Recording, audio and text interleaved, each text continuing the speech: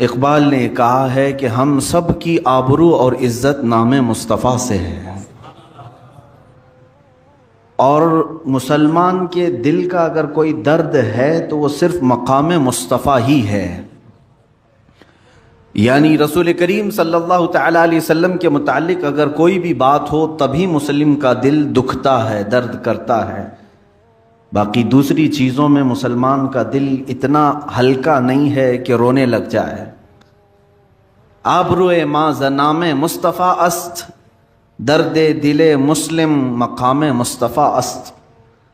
عزیزان گرامی، رسول مختار صلی اللہ تعالیٰ علیہ وسلم کے متعلق ایک مسلمان کا جو تعلق ہے، اسی تعلق کو ختم کرنے کے لیے 14 صدیوں سے باطل قوتیں ایڑی چوٹی کا زور لگا چکی ہیں کہ یہ تعلق صرف ختم ہو جائے، باقی معاملات، تمہاری ٹوپیاں ختم ہو جائیں گی آسانی سے، تمہاری داڑیاں نکل جائیں گی آسانی سے، نام تک بدل جائیں گے آسانی سے، بہت ساری بد اخلاقیاں بھی تمہارے درمیان آ جائیں گی آسانی سے، لیکن ایک قوت کو اب تک وہ ختم کرنے میں ناکام ہوتے رہے، وہ ہے مسلمان کے دل کا مقام مصطفیٰ سے جو تعلق ہے۔ گرا ہوا آدمی بھی جو گناہوں میں ملوث ہے، آوارہ گردی کر رہا ہے، لیکن رسول کریم صلی اللہ علیہ وسلم کا نام آئے تو اپنی زبانوں کو بند کر لیتا ہے، ادب کرنے لگ جاتا ہے۔ ایسے بہت سارے معاملات ہیں۔ میں نے کافی پہلے ایک شاعر کے متعلق سنا تھا، جگر دہلوی یا ان کا مراد آبادی، تخلص ہے شاعر کا۔ تو یہ شاعر کا مزاج الگ تھا۔ بہت سارے شعراء قوال ایسے ہیں جو شراب نوشی بھی کرتے ہیں، شراب پی کر شعر و شاعری کرنا یا محفلیں، رقص کی، ان تمام چیزوں میں شامل ہونا ان کے لیے کوئی عیب کی بات نہیں تھی۔ بہرحال ایک مرتبہ جگر کو یہ ہمیشہ سے زوم رہتا تھا، وہ کسی کے بھی شعر و شاعری کو تنقید کرتا تھا۔ تنقید کا مطلب ہوتا ہے کرٹیسائز کرنا، اور ان کے سامنے اگر کسی نے علامہ اقبال کی شاعری پڑھی تو کہہ دیتا، ارے یہ کوئی شاعری تھوڑی نہ ہے، اس میں فلاں چیز کی کمی ہے۔ داغ دہلوی کا شعر پڑھا گیا تو کہا داغ تو ایک رومانسی شاعر ہے، اس کے ہاں دوسرے اشعار نہیں ملتے۔ مرزا غالب کے اشعار پڑھیں تو اس پر تنقید، ہر ایک شاعر پر وہ تنقید کرتا تھا، اور شاگرد جو ہے مزہ لینے کے لیے اس طرح چھیڑتے بھی رہتے تھے، فلاں شاعر کے بارے میں کچھ کہیے، فلاں شاعر کے بارے میں۔ ایک مرتبہ محفل میں اسی طرح سے وہ سارے شعراء کے شعر پیش کرتے تھے شاگرد، اور وہ ان پر تنقید کرتا جاتا تھا استاد۔ اچانک محفل میں ایک شاگرد نے رسول کریم صلی اللہ علیہ وسلم کی ایک حدیث پڑھ دی اور کہا ان کے بارے میں آپ کا کیا خیال ہے؟ ہر شاعر کے بارے میں آپ کرٹیسائز کرتے ہو، تنقید کرتے ہو، ان الفاظ کے بارے میں، ان جملوں کے بارے میں آپ کا کیا خیال ہے؟ شراب نوشی میں ملوث رہنے والا بھی شاعر تڑپ کر کے اٹھ بیٹھا، فوراً محفل کو برخاست کر دیا، ان تمام شاگردوں پر پابندی لگا دی کہ کوئی آئندہ میرے سامنے کسی بھی شاعر کا سوال نہ لائے، اور رونے لگ گیا کہ شاید میرے نشے کی وجہ سے آج یہ نوبت آئی کہ میرے سامنے تنقید کرنے کے لیے حضور کو بھی پیش کر دیا کسی نے۔ کیا میں اتنا گر گیا کہ نبی کونین صلی اللہ علیہ وسلم کی بھی باتیں تنقید کے لیے پیش کی جائیں؟ اتنا رویا، اتنا رویا۔ بعد میں اخبار یہ ملتی ہیں کہ زندگی بھر کبھی شراب نوشی یا پھر کسی دوسرے لہو و لعب کی طرف اس نے ہاتھ تک نہیں لگایا، اسی ایک غم میں پھر پوری زندگی گزاری اور انتقال ہو گیا۔ میں کہنا یہ چاہتا ہوں میرے عزیزوں، مسلمان کا تعلق جو مصطفیٰ کریم صلی اللہ علیہ وسلم سے ہے، چاہے وہ گرا ہوا ہی کیوں نہ ہو، اخلاقی پستی میں کیوں نہ ہو، لیکن نام مصطفیٰ آتے ہی وہ ادب کا مظاہرہ کرتا ہے۔ ہمارا خود کا معمول یہ ہے کہ ہم جس حالت میں بھی ہیں، میرے آقا کا نام آئے تو ہم اپنے لبوں سے اپنے انگوٹھوں کو چومتے ہیں اور پھر آنکھوں سے لگا لیتے ہیں۔ یہ ادب کا ایک مظاہرہ ہے۔ قرآن کی وہی آیت میں آپ کے سامنے تلاوت کر رہا ہوں۔ اللہ رب العزت نے سورہ حجرات کو یہیں سے شروع فرمایا۔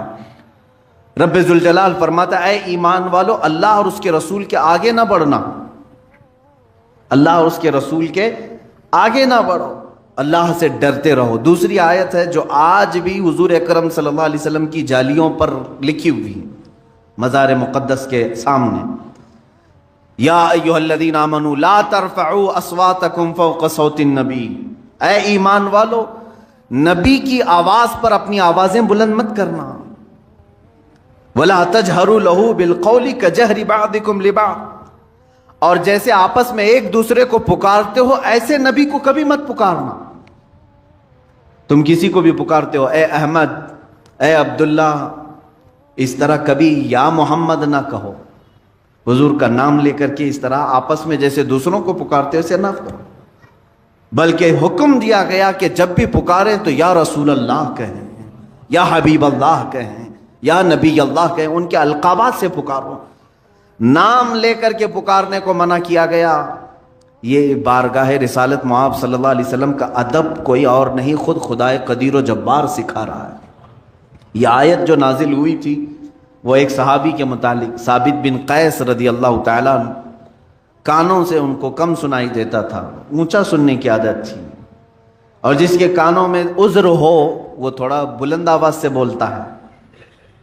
آپ کو معلوم ہوگا کان اگر کم سنائی دیتے ہیں تو زور سے بولتا ہے، بات کرتا ہے۔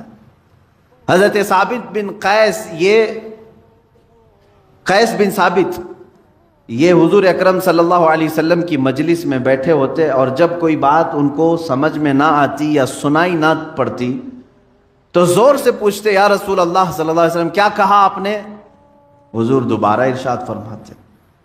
کبھی ایسا ہوتا کہ 3 مرتبہ حضور اکرم صلی اللہ علیہ وسلم ان کو بیان کرتے، حالانکہ اس صحابی کے ساتھ یہ عذر تھا، جان بوجھ کر کے تو نہیں کرتے تھے، عذر تھا، اور اللہ کو یہ بھی پسند نہیں آیا۔ رب تعالیٰ نے آیت نازل فرمائی اے رسول کے صحابہ جب مجلس میں بیٹھنا تو بلند آواز سے نبی سے سوال مت کرنا، ان تحبط اعمالکم، کہیں تمہارے پورے اعمال ضائع ہو جائیں گے اور تمہیں خبر بھی نہیں ہوگی، وانتم لا تشعرون۔ یہ صحابی رسول اپنے آپ کو قید کر کے گھر میں روتے رہے کہ پتہ چل گیا تھا کہ انہی کے بارے میں آیت آئی ہے، مجلس رسول میں بلند آواز سے یہی بات کرتے تھے۔ پھر دوبارہ 40 دن کے بعد دوسری آیت آئی جس میں اللہ تعالیٰ نے ان کی مغفرت کا اعلان فرمایا کہ دل سے ان کا ادب تھا، جان بوجھ کر کے بارگاہ رسالت مآب صلی اللہ علیہ وسلم کی انہوں نے توہین نہیں کی ہے، نہ ہی بلند آواز سے انہوں نے جان بوجھ کر کے یوں پوچھا ہے۔ اللہ رب العزت نے انہیں معاف فرمایا، لیکن ساتھ ہی قیامت تک آنے والے مسلمانوں کو یہ تنبیہ کر دی گئی کہ اب نبی کونین صلی اللہ علیہ وسلم کی بات بھی چھڑ جائے، اے مسلمانوں ادب کا مظاہرہ کرو، ادب کا مظاہرہ۔ جب رسول کریم صلی اللہ علیہ وسلم کا تذکرہ خیر ہو رہا ہو اس وقت بھی مسلمانوں پر یہ واجب ہے کہ وہ ہمتن گوش ہو کر کے سنیں نبی کونین صلی اللہ علیہ وسلم کیا فرما رہے ہیں۔ یہ بارگاہ رسالت مآب صلی اللہ علیہ وسلم کے آداب میں کیوں بتا رہا ہوں میرے عزیزو؟ آج اسی بات کی ضرورت ہے، مسلمانوں کے دلوں سے اس بات کو ختم کرنے کی کوشش کی جا رہی ہے۔ بارگاہ نبوت علی صاحب الصلاۃ والسلام میں بے ادبی کر کے آج دنیا یہ سمجھ رہی ہے کہ ہم مسلمانوں کو اپنا ہم نوا بنا لیں گے۔ رسول کریم صلی اللہ تعالیٰ علیہ وسلم سے جو تمہارا تعلق ہے اس کو ہم رینیو کرتے رہیں گے۔ مجھ جیسے 1000 یہاں آئیں گے ممبر پر، اگر اس چراغ میں ہلکی سی بھی کمزوری آ گئی تو انشاءاللہ ممبر رسول سے اس میں پھر اضافے کی کوشش کی جاتی رہے گی۔ یہ نظام قیامت تک چلتا رہے گا انشاءاللہ۔ مسلمانوں کے دلوں میں عظمت مصطفیٰ کم نہیں ہونے دیا جائے گا، اس لیے کہ اللہ رب العزت اس نور مصطفیٰ کی حفاظت کا ضامن ہے۔ عزیزان گرامی، اللہ کے حبیب صلی اللہ تعالیٰ علیہ وسلم کا ذکر خیر ہو رہا ہو اس وقت مسلمانوں پر آج بھی واجب ہے۔ حضرت شاہ عبدالعزیز محدث دہلوی رحمۃ اللہ علیہ کے متعلق ایک بات روایات میں ملتی ہے کہ آپ مولود کی جب بھی محفل ہوتی تو بڑے ادب کے ساتھ حاضر ہو جاتے تھے. مولود سمجھ رہے ہیں نا، جس میں رسول کریم صلی اللہ علیہ وسلم کی ولادت پاک کا تذکرہ ہو رہا ہو، نعت ہو رہی ہو، حضور اکرم کی شان بیان کی جا رہی ہو، یہ مولود کی محفل اس کو کہتے ہیں. وہ ہمیشہ اس محفل میں ادب سے حاضر ہوتے. ایک مرتبہ اپنے گھر کے برآمدے میں یا گھر کے پاس بیٹھ کر کے وہ حقہ پی رہے تھے. حقہ منہ سے لگے. حقہ کو جانتے ہوں گے آپ، اس میں صرف دھواں ہوتا ہے، یہ ناجائز و حرام نہیں ہے، ورنہ علماء اس کا استعمال نہیں کرتے. حقہ نوشی فرما رہے تھے. تھوڑی دیر میں آپ کے کانوں میں مولود پاک کی آواز آئی. پڑوس میں کسی کے گھر میں یہ میلاد شریف کی محفل ہو رہی تھی. آپ نے حقہ چھوڑ دیا، فوراً اٹھ کر کے بھاگ گئے اور جا کر کے مجلس میں بیٹھ گئے ادب سے. اور جب رسول کریم صلی اللہ علیہ وسلم کی اس میلاد کی محفل میں بیٹھتے تو آپ پر رکت طاری ہو جاتی تھی. آپ کی آنکھیں بند اور وجد میں آئے. تھوڑی ہی دیر میں آپ نے دیکھا رسول کریم صلی اللہ تعالیٰ علیہ وسلم کو مجلس پاک ہوں، لیکن اس حال میں کہ حضور صلی اللہ علیہ وسلم غضبناک ہیں، چہرے پر غصے کے آثار ہیں، چہرہ سرخ ہے. آپ ڈر گئے. اس محفل میں بیٹھے ہیں، ادھر میلاد کی محفل چل رہی ہے اور آپ نے کشف کیا، مراقبہ کیا. مجلس میلاد میں آپ کو حضور اکرم صلی اللہ علیہ وسلم کا سرخ چہرہ نظر آیا تو آپ نے ادب سے پوچھا، آقا مجھ سے کوئی توہین تو نہیں ہوئی، کچھ گستاخی تو نہ ہوئی؟ اللہ کے حبیب صلی اللہ تعالیٰ علیہ وسلم نے مخاطب کر کے ارشاد فرمایا، عبدالعزیز تمہیں حیا نہیں آتی، شرم نہیں آتی؟ حقے کا منہ لے کر کے میری مجلس میں چلے آئے، اسی منہ سے تم میری میلاد سننے کے لیے چلے آئے. میرے عزیزو، اللہ رب العزت کی بارگاہ میں اتنی نفاست حضور اکرم صلی اللہ علیہ وسلم کی بارگاہ کی رکھی گئی ہے، یہاں تک کہ حضرت ابو ایوب انصاری رضی اللہ تعالیٰ عنہ، وہ میزبان رسول ہیں، حضور صلی اللہ تعالیٰ علیہ وسلم کو روزانہ کھانا لا کر کے دیتے تھے. کئی دن تک آپ دیکھ رہے تھے حضور صلی اللہ علیہ وسلم کھا نہیں رہے ہیں، کھانے کا برتن ویسے ہی واپس آ جاتا. آپ نے پوچھا، یا رسول اللہ صلی اللہ علیہ وسلم کوئی تکلیف ہے مجھ سے آپ کو؟ آپ کھانا تناول نہیں فرماتے. اللہ کے حبیب صلی اللہ علیہ وسلم نے فرمایا، اس میں لہسن زیادہ پڑا ہوا ہے اور مجھے لہسن کی بو پسند نہیں ہے. اللہ کے حبیب صلی اللہ علیہ وسلم نے یہ فرمایا. حضرت ابو ایوب انصاری اس برتن کو نکالے اور زندگی بھر کبھی آپ نے لہسن کو ہاتھ نہیں لگایا، کہ جس کی بو سے اللہ کے حبیب صلی اللہ تعالیٰ علیہ وسلم کی طبیعت پر گراں گزرتا ہو، اس طرح کا حلال پھل بھی، حلال سبزی بھی کھانا انہوں نے اپنے لیے روا نہیں رکھا. حالانکہ لہسن اور پیاز حرام نہیں ہے، لیکن وہ صحابی رسول فرماتے ہیں حرام تو نہیں مگر میرے محبوب کو اس کی بو پسند نہیں تو میں نے زندگی بھر ہاتھ نہیں لگایا. یہ جو تعلق تھا میرے عزیزوں، میں صحابہ اکرام کی زندگی سے آپ کو چند گوشے ان کی حیات کی جھلکیاں آپ کے سامنے رکھتا ہوں. اور آج آپ کو احساس ہونا چاہیے کہ اقبال نے جو کہا، جس شعر سے میں نے آج اپنے بیان کو شروع کیا ہے، آبروئے ماں زنام مصطفیٰ است، ہماری ساری عزتیں نام مصطفیٰ سے وابستہ ہیں. ان کے جو ہم غلام تھے خلق کے پیشوا رہے، ان سے پھرے جہاں پھرا، پھر آئی کمی وقار میں. ہمارا سب کچھ اسی نام سے وابستہ ہے. درد دل مسلم مقام مصطفیٰ است. مسلمان کا دل اگر تڑپے تو نبی کونین صلی اللہ علیہ وسلم کے لیے تڑپے. اگر حضور اکرم صلی اللہ تعالیٰ علیہ وسلم کی محبت تمہارے قلب میں نہیں آئی ہے تو تمہارا ایمان بھی نہیں ہے. اس لیے کہ حضرت عمر فاروق رضی اللہ تعالیٰ عنہ جو عشرہ مبشرہ میں سے ہیں، امیر المومنین ہیں، خلیفہ رسول ہیں، حضور اکرم صلی اللہ علیہ وسلم کی بارگاہ میں آئے، کہا یا رسول اللہ صلی اللہ علیہ وسلم، میں اپنی دنیا کی ہر چیز سے زیادہ آپ سے محبت کرتا ہوں. میری اولاد، میرے ماں باپ، میرے مال متاع، سب چیزوں سے زیادہ میں آپ سے محبت کرتا ہوں، لیکن جان سے زیادہ نہیں.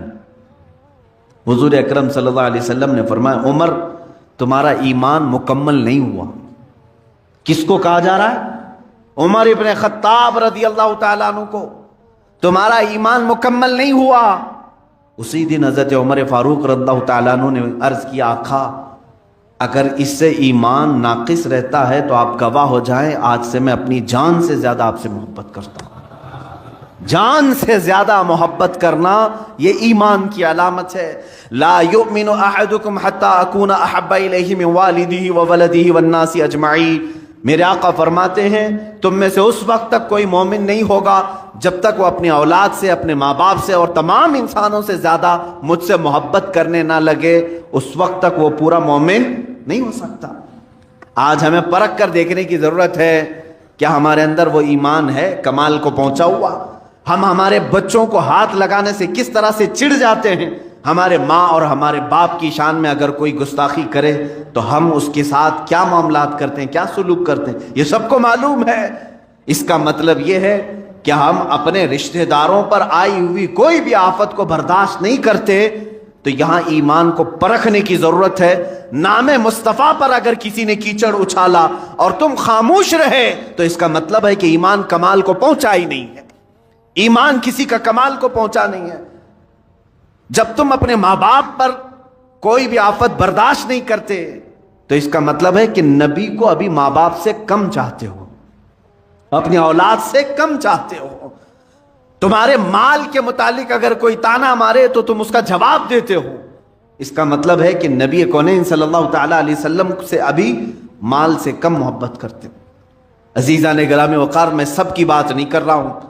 جو میرے آقا صلی اللہ تعالی علیہ وسلم کی عزت اور ناموس کے لیے کھڑا ہوا، چاہے حالات کیسے بھی ہوں، یہ اس کے ایمان کی علامت ہے.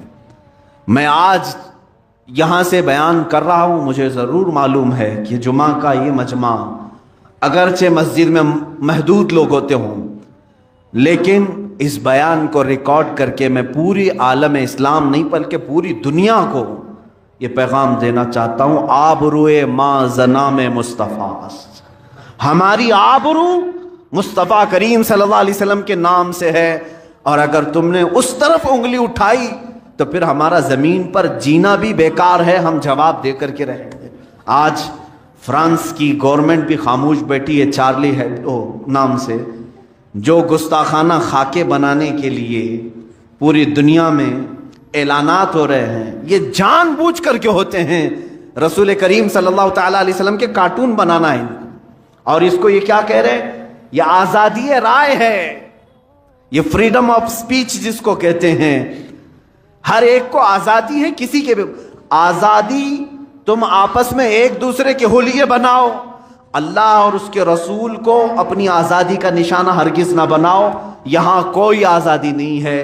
اس لیے اس زمانے میں یہ آیت نازل ہوئی ہے. تو میرے عزیزوں، اس معاملے کو ہلکا نہ سمجھ لیں. اس وقت بھی کہا جا سکتا تھا نا فریڈم آف سپیچ ہے، مذاق کرنے کا اختیار ہے ہر ایک کو. لیکن میرے عزیزوں، مذاق کا تخت کبھی بھی نبی کونین کی ذات اور اللہ رب العزت کی ذات ہم بننے نہیں دیں گے. پوری دنیا میں کہیں پر بھی ہو. آج افسوس اس بات کا ہے کہ پوری دنیا میں تقریباً 57 کنٹریز بنام مسلمان ہیں، 57 ملک ہیں. ان میں سے اکا دکا کہیں سے آواز آتی ہوگی، ورنہ سارے یہودیوں کے ایجنٹ بیٹھے ہوئے ہیں جن کے منہ میں انہوں نے اپنی زبان رکھ دی ہے، اور کوئی کہیں سے آواز نہیں کرتا. سعودی جو مکمل یہودی بنا جا رہا ہے، یو اے آل نہیان جہاں حکومت کر رہے ہیں اسرائیل کے پٹھو ہیں. یہ تمام وہ کنٹریز ہیں جو جبے کبے بھی پہنتے ہیں، سروں پر رومال بھی رکھتے ہیں، اور پوری دنیا کو مسلمان ہونے کا اعلان بھی کرتے ہیں، اپنے آپ کو ٹھیکیدار سمجھتے ہیں. ارے یہ خانہ کعبہ کے خادم اپنے آپ کو کہتے ہیں. رسول مختار صلی اللہ تعالی علیہ وسلم کی شان میں نازیبا کلمات بکے جا رہے ہیں، ان میں سے کسی ایک کو بھی بولنے کی ہمت نہیں.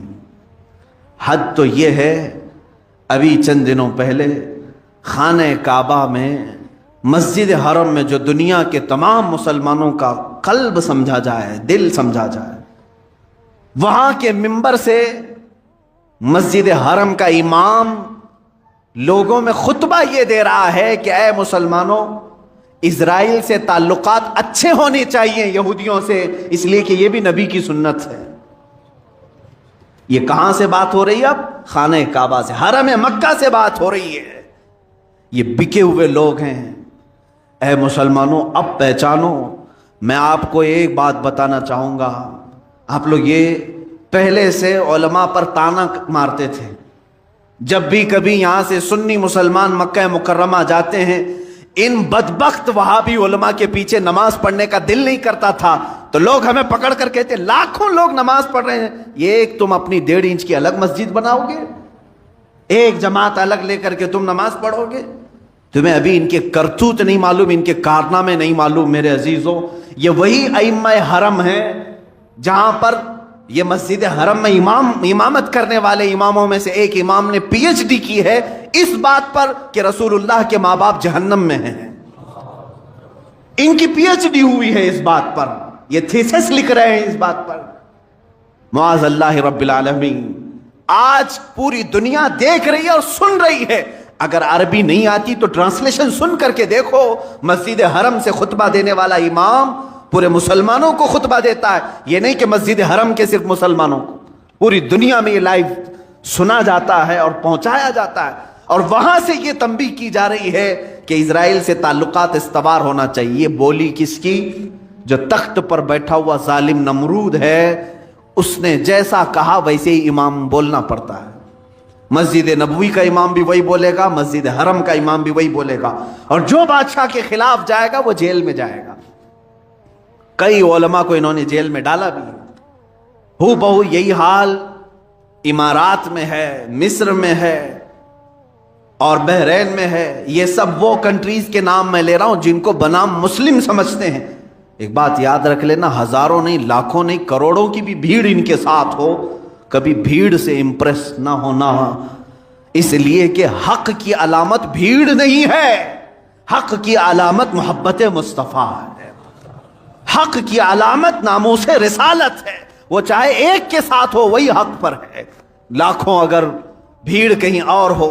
اس لیے کہ میرے آقا صلی اللہ علیہ وسلم نے فرمایا قیامت کے دن تم دیکھو گے کچھ نبی، صحابی کی بات نہیں، اولی کی بھی بات نہیں، عالم کی بھی بات نہیں کر رہا ہوں، نبی کی بات میرے آقا فرمانے، کئی نبی ایسے ہوں گے قیامت کے دن جو صرف ایک ہی امتی کے ساتھ آئیں گے، ان کا کل ملا کر کے ان کی زندگی میں ایک امتی بنا ہے، کسی کے ساتھ 2 امتی ہوں گے، کسی کے ساتھ 4 امتی ہوں گے۔ انبیاء کرام، نبی اس حال میں قیامت کے دن آئیں گے، ان کا ایک ماننے والا، کسی کے 2 ماننے والے، تو کیا یہ کہو گے کہ نبیوں کا ایک ہی ماننے والا ہے تو بھیڑ تو دوسری طرف تھی، بھیڑ دوسری طرف تھی۔ میرے عزیزو، یہ بھیڑ کو کبھی بھی معیار نہیں بنایا گیا، کسوٹی نہیں بنایا گیا اسلام میں، ورنہ بھیڑ کو کاؤنٹ کرنے جائیں تو جے جے کرنے والی پارٹیاں ہر میدان میں بھیڑ جمع کرتی ہیں، تو لوگ یہی سمجھنے لگ جائیں گے کہ میدان میں بھیڑ زیادہ ہے تو یہی حق پر ہوں گے۔ بھیڑ جمع کرنا حق ہونے کی علامت نہیں، حق ہونے کی علامت دل میں ناموس رسالت کا اور محبت مصطفیٰ کریم صلی اللہ تعالی علیہ وسلم کا چراغ روشن ہونا ضروری ہے۔ اور میں آپ کو بتاتا ہوں، جن خبثائے زمانہ کی بات میں نے آج آپ کے سامنے کی ہے، یہ مردود زمانہ ہیں، نمرود زمانہ ہیں جو تخت پر بیٹھے ہوئے ہیں، پوری دنیا میں میرے آقا صلی اللہ تعالی علیہ وسلم کے ناموس کے ساتھ کھلواڑ کیا جا رہا ہے۔ ارے اس وقت کو یاد کرو جب ترکی میں صرف سلطنت عثمانیہ تھی، خلافت عثمانیہ تھی، ایک خلیفہ تھا عبد الحمید ثانی، ایک خلیفہ تھا، دوسرے بادشاہوں کی بات نہیں کر رہا ہوں۔ فرانس نے اس وقت بھی میرے آقا صلی اللہ تعالی علیہ وسلم کی شان میں ایک گستاخانہ کتاب شائع کرنے یا فلم بنانے کا اعلان کیا تھا، فلم بنانے کا اعلان کیا تھا۔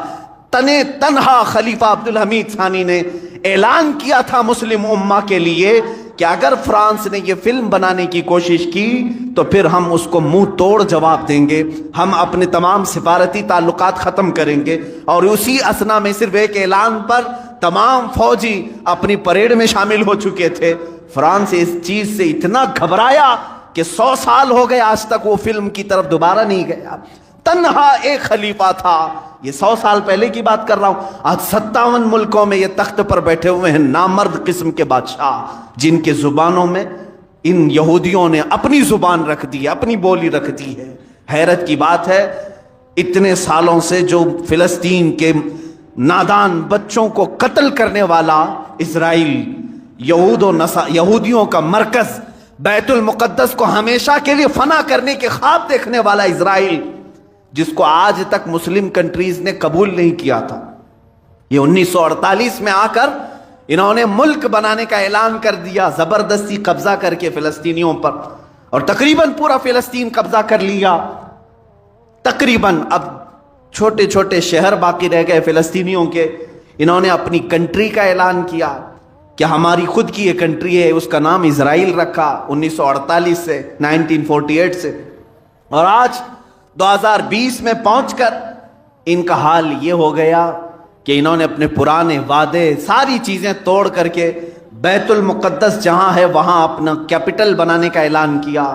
امریکہ بھی اس کو تسلیم کر لیا، دوسری کنٹریز ایک کے بعد دیگرے تسلیم کرتے جا رہے ہیں. لیکن شرم کی بات اس وقت ہے جب مسلمانوں کے نام سے مشہور ممالک میں سے UAE متحدہ عرب امارات، اس کے بادشاہ نے اعلان یہ کیا پچھلے چند دنوں پہلے کہ ہم اسرائیل کو بطور ملک تسلیم کرتے ہیں اور ان کے ساتھ سفارتی تعلقات قائم کرتے ہیں. دبئی نے تعلقات قائم کیے. سعودی عرب، جس کو میرے آقا صلی اللہ علیہ وسلم نے جزیرت العرب فرمایا ہے، سعودی انہوں نے نام رکھا ہے. اللہ کے نبی صلی اللہ علیہ وسلم نے فرمایا اخرج الیہود والنصارى من جزیرت العرب، جزیرت العرب سے یہود و نصارہ کو پاک کرو. حضور اکرم صلی اللہ علیہ وسلم نے جو ہے فرمایا. آج تک عرب شریف تھا. سعودی نے UAE کی حمایت کرتے ہوئے اسرائیل کے پلین اور اس کے تمام ہوائی راستوں کو اپنے ملک کے اوپر سے جانے کی پرمیشن بھی تھی. در پردہ یہ تمام چیزیں ایک ہی ملک کے لیے ہو رہی ہیں، وہ اسرائیل کے لیے. مجھے معلوم ہے میں یہ سخت جملے آج بول رہا ہوں، یہ میرا حق ہے، اور بطور مسلمان یہ میرا حق ہے. میں اپنا احتجاج درج کرا رہا ہوں. آج اگر کسی نے کہیں پر بھی ہولوکاسٹ کا ذکر کیا تو اسے مار دیتے ہیں یہودی. ہولوکاسٹ کا ذکر کر دیا اگر کسی نے، اسے کہیں نہ کہیں پکڑ کر کے مار دیتے ہیں یا اس پر کیس کرتے ہیں. پورے ورلڈ میں کہیں پر بھی ہولوکاسٹ کا ذکر کرنے والوں کو چھوڑتے نہیں ہیں. قانونی چارہ جوئی کی جاتی ہے یا تو اسے ختم کر دیا جاتا ہے. کیوں؟ ہولوکاسٹ میں یہودیوں کی بدنامی ہے، ان کی رسوائی ہوتی ہے، ان کی ذلت ہوتی ہے. میرے عزیزو، ایک مٹھی بھر جماعت ہولوکاسٹ کا نام برداشت نہیں کرتی، اور پوری دنیا میں 1 ارب سے زیادہ مسلمان اپنے نبی کی شان میں گستاخی کیوں برداشت کر کے بیٹھے ہوئے؟ خاموش تماشائی کیوں ہیں؟ کہیں ایسا تو نہیں کہ جس کو اقبال نے بہت پہلے کہا تھا کہ عرب کو دے کر عجم کے تخیلات، اسلام کو حجاز و یمن سے نکال دو، یہ فاقہ کش موت سے ڈرتا نہیں ذرا، روح محمدی اس کے بدن سے نکال دو. ان لوگوں نے یہی کہا تھا کہ یہ بھوکا رہتا ہے، پیاسا رہتا ہے مسلمان، اور موت سے بالکل ڈرتا نہیں. آخر اس کے اندر خوف لانا ہے تو روح محمدی اس کے جسم سے دور کر دو. جو میرے آقا صلی اللہ علیہ وسلم کے لیے اس کا دل تڑپتا ہے، اس کو مرجھا کر دو، مرجھا دو، مار دو. اس قلب کو آج مارنے کے لیے پوری دنیا الگ الگ انداز میں اٹھتی ہے، سوشل میڈیا کے ذریعے، فلمی دنیا کے ذریعے. عزیزان گرامی، بارگاہ مصطفیٰ صلی اللہ تعالی علیہ وسلم کے آداب میں 2 چند باتیں عرض کر دوں. آج ہمارا حال کیا ہے کہ ہم کس طرح کی چیزیں برداشت کریں. صحابہ کی قوت اور طاقت کس وجہ سے تھی جانتے ہیں؟ صلح حدیبیہ کے موقع پر کسرا جو ایران کا سپر پاور تھا، وہاں سے ایک شخص بھیجا گیا قاصد بنا کر کے، دیکھو محمد صلی اللہ علیہ وسلم نے کتنی طاقت جمع کر لی ہے، کتنے ان کے پاس فوجی ہیں، سامان جنگ کتنا ہے. کیونکہ یہ بڑے بڑے بادشاہوں سے لڑنے کے چیلنج دیتے جا رہے ہیں، ملک کا ملک فتح کرتے جا رہے ہیں، ان کے پاس طاقت کیا ہے وہ دیکھو. عروہ بن مسعود ثقفی ایک شخص آیا صلح حدیبیہ کے موقع پر. حضور پاک صلی اللہ تعالی علیہ وسلم کو اس وقت مکہ والوں نے عمرہ کرنے کے لیے روک دیا تھا، نہیں جانے دے رہے تھے. 1400 صحابہ تھے صرف. ایران کی سپر پاور، قیصر ملک روم کا سپر پاور، یہ لوگ قاصد بنا کر کے بھیجیں، دیکھ کر کے آؤ محمد ہماری سلطنتوں کو ہلانے کی بات کرتے ہیں، کون سی طاقت جمع کی ہے. یہ شخص آیا، دیکھا. اب اس کی زبان سے سنو. عروہ بن مسعود ثقفی یہ کہتا ہے یہ حدیث پاک میں بھی موجود ہے کہ اس نے دیکھا کہ یہاں پر انہوں نے کون سی طاقت جمع کی. وہ باہر واپس آ کر کے رپورٹنگ کرتا ہے اپنے بادشاہوں کو, کہتا ہے میں نے دیکھا ایک ایسی فوج محمد کے پاس ہے صلی اللہ علیہ وسلم کہ جب وہ بولتے ہیں تو یہ سارے کان کھڑے کر دیتے ہیں, جب وہ کسی بات کا حکم کرتے ہیں تو دوڑ پڑتے ہیں, اور جب وہ وضو کے لیے جاتے ہیں تو مجال ہے کہ ان کی کلی کا ایک قطرہ بھی زمین پر گرے, سب اپنے ہاتھوں میں لیتے ہیں.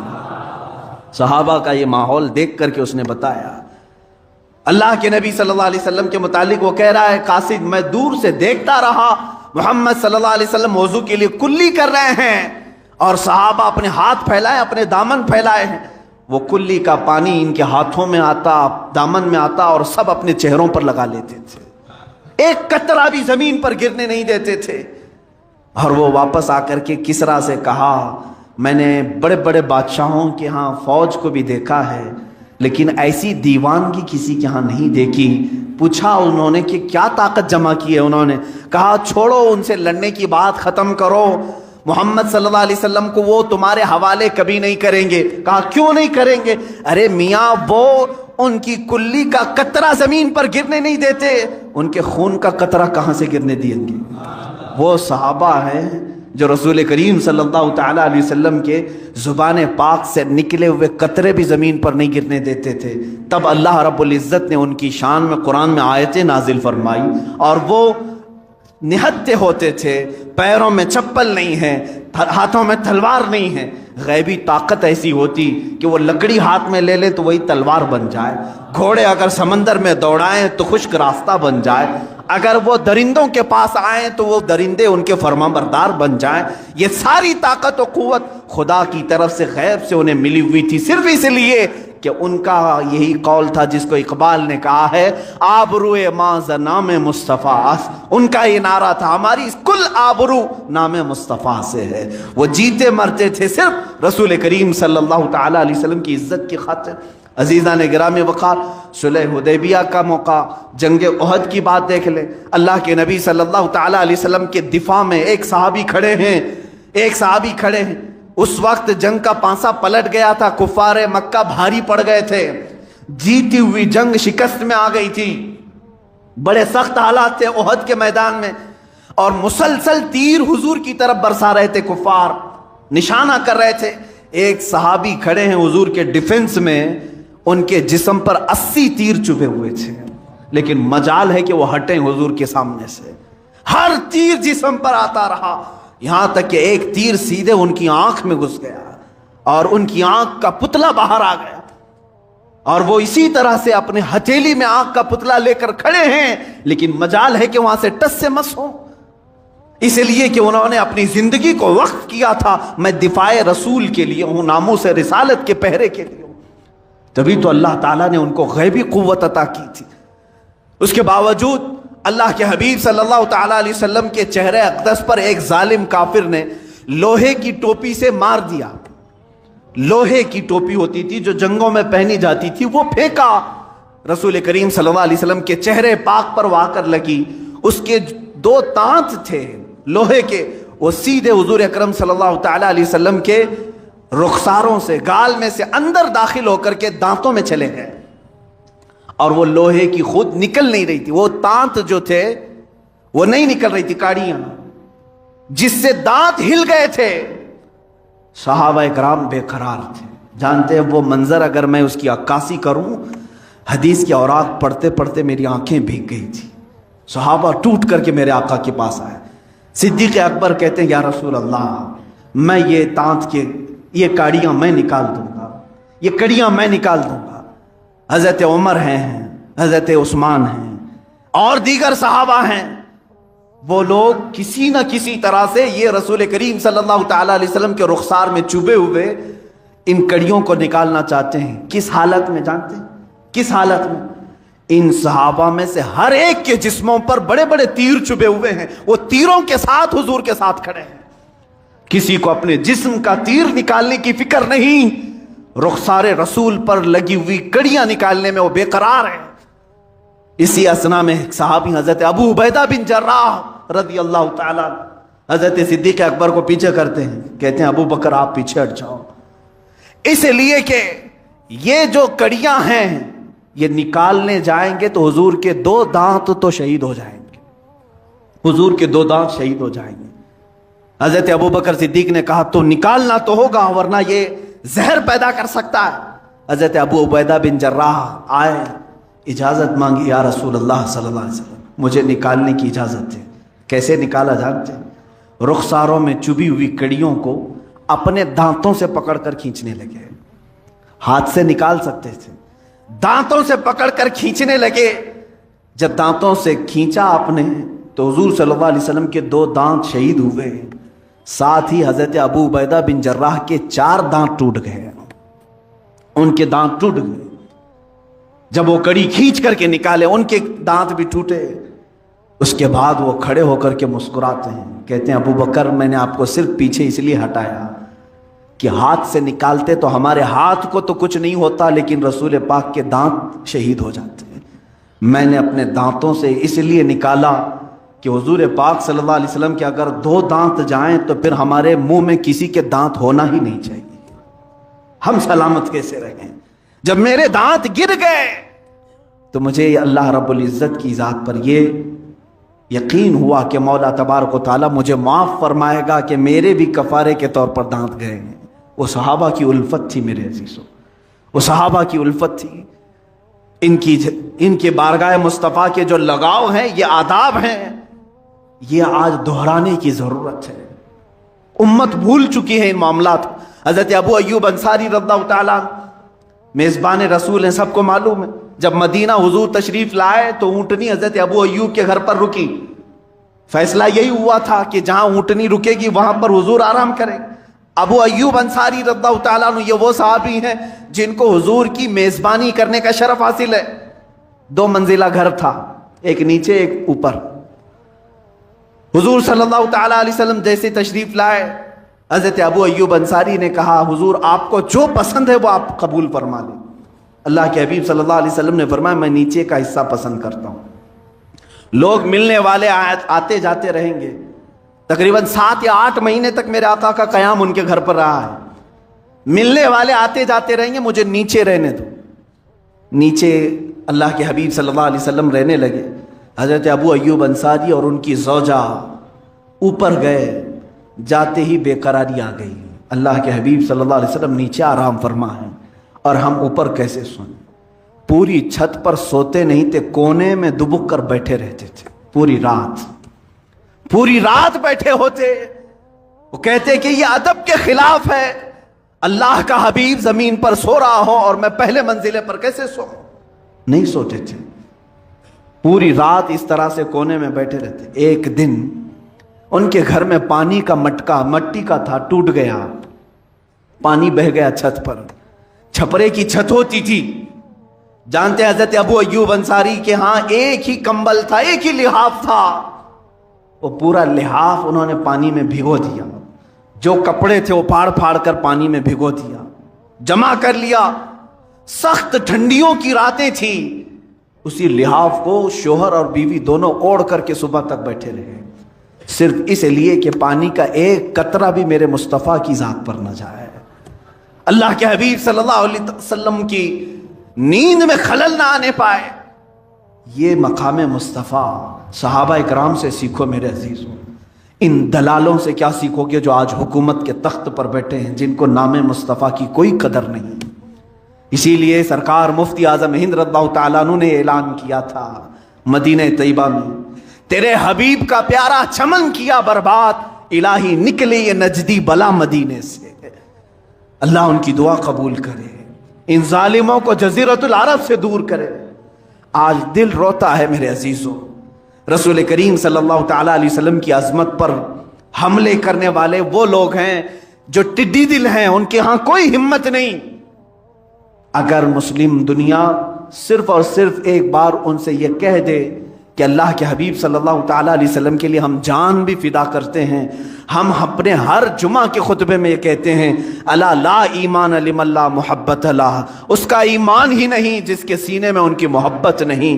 ہم تو انہی کی محبت میں جینے مرنے کی قسمیں کھاتے ہیں، لہٰذا اس نبی کی ذات پر کچھ نہ کہو، ہمیں جو کوسنا ہے کوسو، ہم تو برے ہیں، ہم بد اخلاق ہیں، ہم بد عمل ہیں، ہمیں گالیاں دے دو، لیکن میرے آقا صلی اللہ تعالیٰ علیہ وسلم کی شان میں کچھ نہ کہا جائے۔ اے مسلمانوں، اپنے آپ کو بیدار رکھو، جس طرح ممکن ہو سکے ان کی مخالفت میں آواز اٹھاؤ۔ اگر آج تمہارے پاس سوشل میڈیا کا پلیٹ فارم ہے تو اس پر اپنا احتجاج درج کرو کہ ہم فرانسیسی یہ تمام درندوں کے خلاف ہیں، اس لیے کہ انہوں نے ہمارے قلب کو، ہمارے دل کو چھیڑا ہے جہاں میرے آقا کی محبت بستی ہے، ہماری آنکھوں کو ٹھیس پہنچائی ہے جن کے نام سے ہم ٹھنڈک محسوس کرتے ہیں۔ اس لیے میں کہتا ہوں یہ ہیومن رائٹس کے بھی خلاف ہے، کسی کو اس طرح سے ستانا، ہریسمنٹ کرنا، کہ یہ ظلم نہیں ہے، یہ جرم نہیں ہے؟ کسی کو بھی ہریسمنٹ کرنا یہ جرم نہیں ہے؟ اس طرح پورے مسلمانوں، کروڑوں مسلمانوں کو یہ ہریسمنٹ کر رہے ہیں اس بات سے کہ کبھی میرے نبی کے شان میں کارٹون بنانے کی بات، کبھی ان کو معاذ اللہ رب العالمین گندے الفاظ کے ساتھ فلم بنانے کی بات۔ اس طرح یہ تمام بار بار چیزیں جو آتی ہیں یہ ہمارے ساتھ، یہ ہیومن رائٹس کی خلاف ہے، ہمارے ساتھ یہ ہریسمنٹ ہے۔ ہم جو ہے بار بار ان تمام کرب کے ساتھ کیوں زندگی گزار رہے ہیں آج؟ کیا ہمیں دنیا میں اس زمین پر تمام لوگوں کی مذہبی آزادی کے ساتھ جینے کا حق نہیں ہے؟ عزیزان گرامی، ہمارا اسلام تو یہ دعوت دیتا ہے، لا تسبوا الذین یدعون من دون اللہ فیسبوا اللہ عدوا بغیر علم۔ قرآن کہتا ہے تم ان کے خداؤں کو گالی مت دو، ان کے خداؤں کو گالی مت دو، اس لیے کہ وہ پلٹ کر کے تمہارے خداؤں کو تمہارے خدا کو بولیں گے، جو اللہ حقیقی ہے اس کو وہ گالی دیں گے۔ ہمیں تو یہ منع کیا گیا ہے۔ یہ مغرب، یہ ویسٹرن، جہاں سے یہ لوگ اپنے آپ کو پورا سپر پاور کہنے کا دعویٰ کرتے ہیں اور سب سے زیادہ ترقی یافتہ کہتے ہیں، ان ظالموں کو اتنی بھی تمیز نہیں کہ کسی پوری دنیا کے ایک مذہب کی مقدس شخصیت کے ساتھ کھلواڑ کرنا یہ جرم ہے یا نہیں، ان کو اتنی بھی تمیز نہیں۔ یہ جان بوجھ کر کے کیا جا رہا ہے۔ آج میں مسلمانوں کو ایک درس دے کر کے جانا چاہوں گا، آخری میرا پیغام سنیں۔ حضرت علامہ ابن حجر عسقلانی رحمۃ اللہ تعالی علیہ نے لکھا ہے کہ بغداد پر جب حملہ ہوا تھا تاتاریوں کا، ان ظالموں نے پورے مسلمانوں کا قتل عام کیا تھا، دریائے دجلہ کا پانی مسلمانوں کے خون سے لال ہو گیا تھا، بہت انہوں نے ظلم و ستم ڈھائے، اور ان کا محبوب مشغلہ کیا تھا؟ شام کو آتے تھے، کسی عیسائی پادری کو بٹھا کر کے حضور کی شان میں نازیبا کلمات بکنے کے لیے اسے کہا جاتا، پیسے دیے جاتے۔ ایک بار دربار میں علماء کو قید کر کے لائے ہیں، مسلم علماء کو، ان کے ہاتھ پیچھے بندھے ہوئے ہیں، زمین پر لیٹے ہوئے ہیں، اور دربار میں یہ سارے تاتاری اور بادشاہ بھی بیٹھا ہوا ہے۔ ایک عیسائی پادری کو لایا گیا اور کہا گیا کہ تو حضور اکرم صلی اللہ تعالیٰ علیہ وسلم کے بارے میں جتنا ہو سکتا ہے گھرا کر کے باتیں کر، ان کے لیے برے برے شعر بول۔ وہ شروع کرتا ہے۔ اتفاق ایسا کہ اس بادشاہ کا ایک پالا ہوا کتا تھا جو سونے کی زنجیر سے بندھا ہوا رہتا تھا، سونے کی زنجیر سے اسے باندھتا تھا بادشاہ۔ جیسے ہی وہ عیسائی پادری گستاخی شروع کیا، وہ کتا بھونکنے لگا، کتا بھونکنے لگا، اس نے بند کر دیا۔ پھر تھوڑی دیر کے بعد اس نے پھر وہی کام شروع کیا، کتا پھر بھونکنے لگا۔ لوگوں نے اس سے کہا بھی کہ شاید تو جو بول رہا ہے اس کی وجہ سے کتا بھونک رہا ہے۔ پھر جب اس نے تیسری بار اسی طرح سے گستاخی کرنا شروع کیا تو کتا زنجیر توڑ کر کے نکل آیا اور اس عیسائی پادری پر ایسا حملہ کیا کہ دم زدن میں اسے چیر کر کے ٹکڑے کر دیا، ختم کر دیا۔ اور اسی وقت سینکڑوں کی تعداد میں وہی تاتاری جو گستاخی رسول کے مرتکب تھے، ایمان کی دولت سے مشرف ہوئے، اسلام میں داخل ہوئے۔ میں یہ بات اس لیے عرض کر رہا ہوں، کبھی کبھار مجھے ایسا لگتا ہے کہ وہ کتا تو ہم سے اچھا تھا، وہ کتا تو ہم سے اچھا تھا، جو ناموس رسالت پر کوئی ایک جملہ سننا اسے پسند نہیں تھا۔ کتوں سے گئی گزری زندگی ہم گزارنے پر آ گئے۔ اسی طرح میرے آقا صلی اللہ تعالیٰ علیہ وسلم کا وہ خچر جس پر آپ سواری کرتے تھے، یعفور نام تھا، اتنا عقل مند تھا، اتنا عقل مند۔ خیبر کے موقع پر حضور صلی اللہ تعالیٰ علیہ وسلم کو گفٹ میں ملا، ہدیے کے طور پر ملا۔ جب حضور صلی اللہ علیہ وسلم نے اس کو لیا تو وہ اپنا سر ہلانے لگا، وہ اپنی زبان میں کچھ کہنے لگا، حضور مسکرائے۔ صحابہ نے پوچھا آقا یہ کیا کہہ رہا ہے؟ وہ جانوروں کی بھی بولیاں سنتے تھے، وہ رسول تھے سب کے۔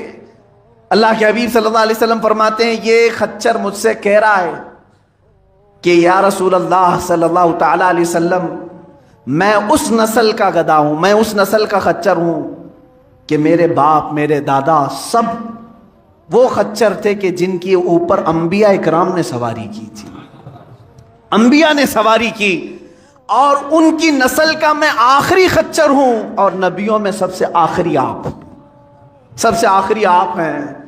اور وہ خاتم النبیین کا عقیدہ رکھنے والا قادیانیوں سے تو بہتر تھا۔ رسول کریم صلی اللہ تعالی علیہ وسلم سے وہ ایک بات یہ بھی عرض کیا کہ آقا میں ایک یہودی کا خریدا ہوا تھا، اس کی ملکیت میں تھا، لیکن وہ حضور سے کہہ رہا ہے خچر یا رسول اللہ صلی اللہ علیہ وسلم برسوں اس یہودی کے گھر میں رہا، ایک مرتبہ بھی میں اپنی پیٹھ پر اس کو سوار ہونے نہیں دیا۔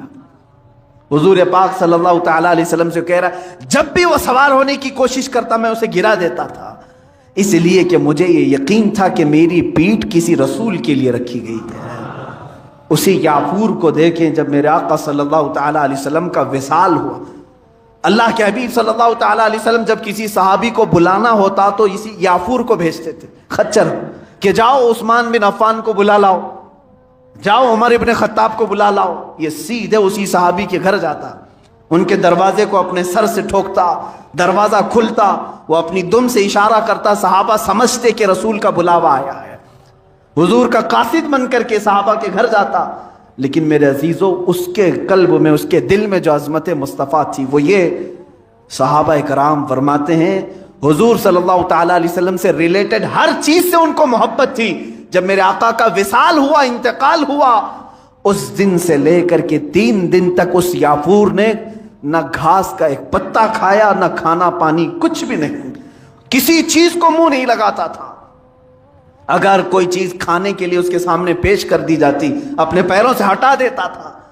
صحابہ روتے تھے اس عمل کو دیکھ کر کہ بغیر مصطفیٰ کے یہ کھانا پسند نہیں کرتا۔ 3 دن کے بعد جس کنویں سے آخری مرتبہ میرے آقا صلی اللہ علیہ وسلم نے غسل فرمایا تھا، بیر غرس، جہاں کا پانی یہ روایات میں ہے کہ وہاں جا کر کے دن بھر بیٹھ کر روتا تھا، اور تیسرے دن اسی میں چھلانگ لگا کر کے فوت ہو گیا۔ اس جانور نے یہ درس دیا کہ بغیر مصطفیٰ کے تو یہ جینا بھی بیکار ہے۔ جو نبی کی محبت میں جیا ہو اسے نبی کو چھوڑ کر کے جینے کا کبھی لطف آ ہی نہیں سکتا۔ اسی لیے میں اب اپنی گفتگو بھی اسی پر ختم کرتا ہوں۔ اے مسلمانوں سمجھ جاؤ، آبرو معاذ نام مصطفیٰ اس، آبرو معاذ نام مصطفیٰ اس، ہماری آبرو اور ہماری عزت مصطفیٰ کریم کے نام سے ہے۔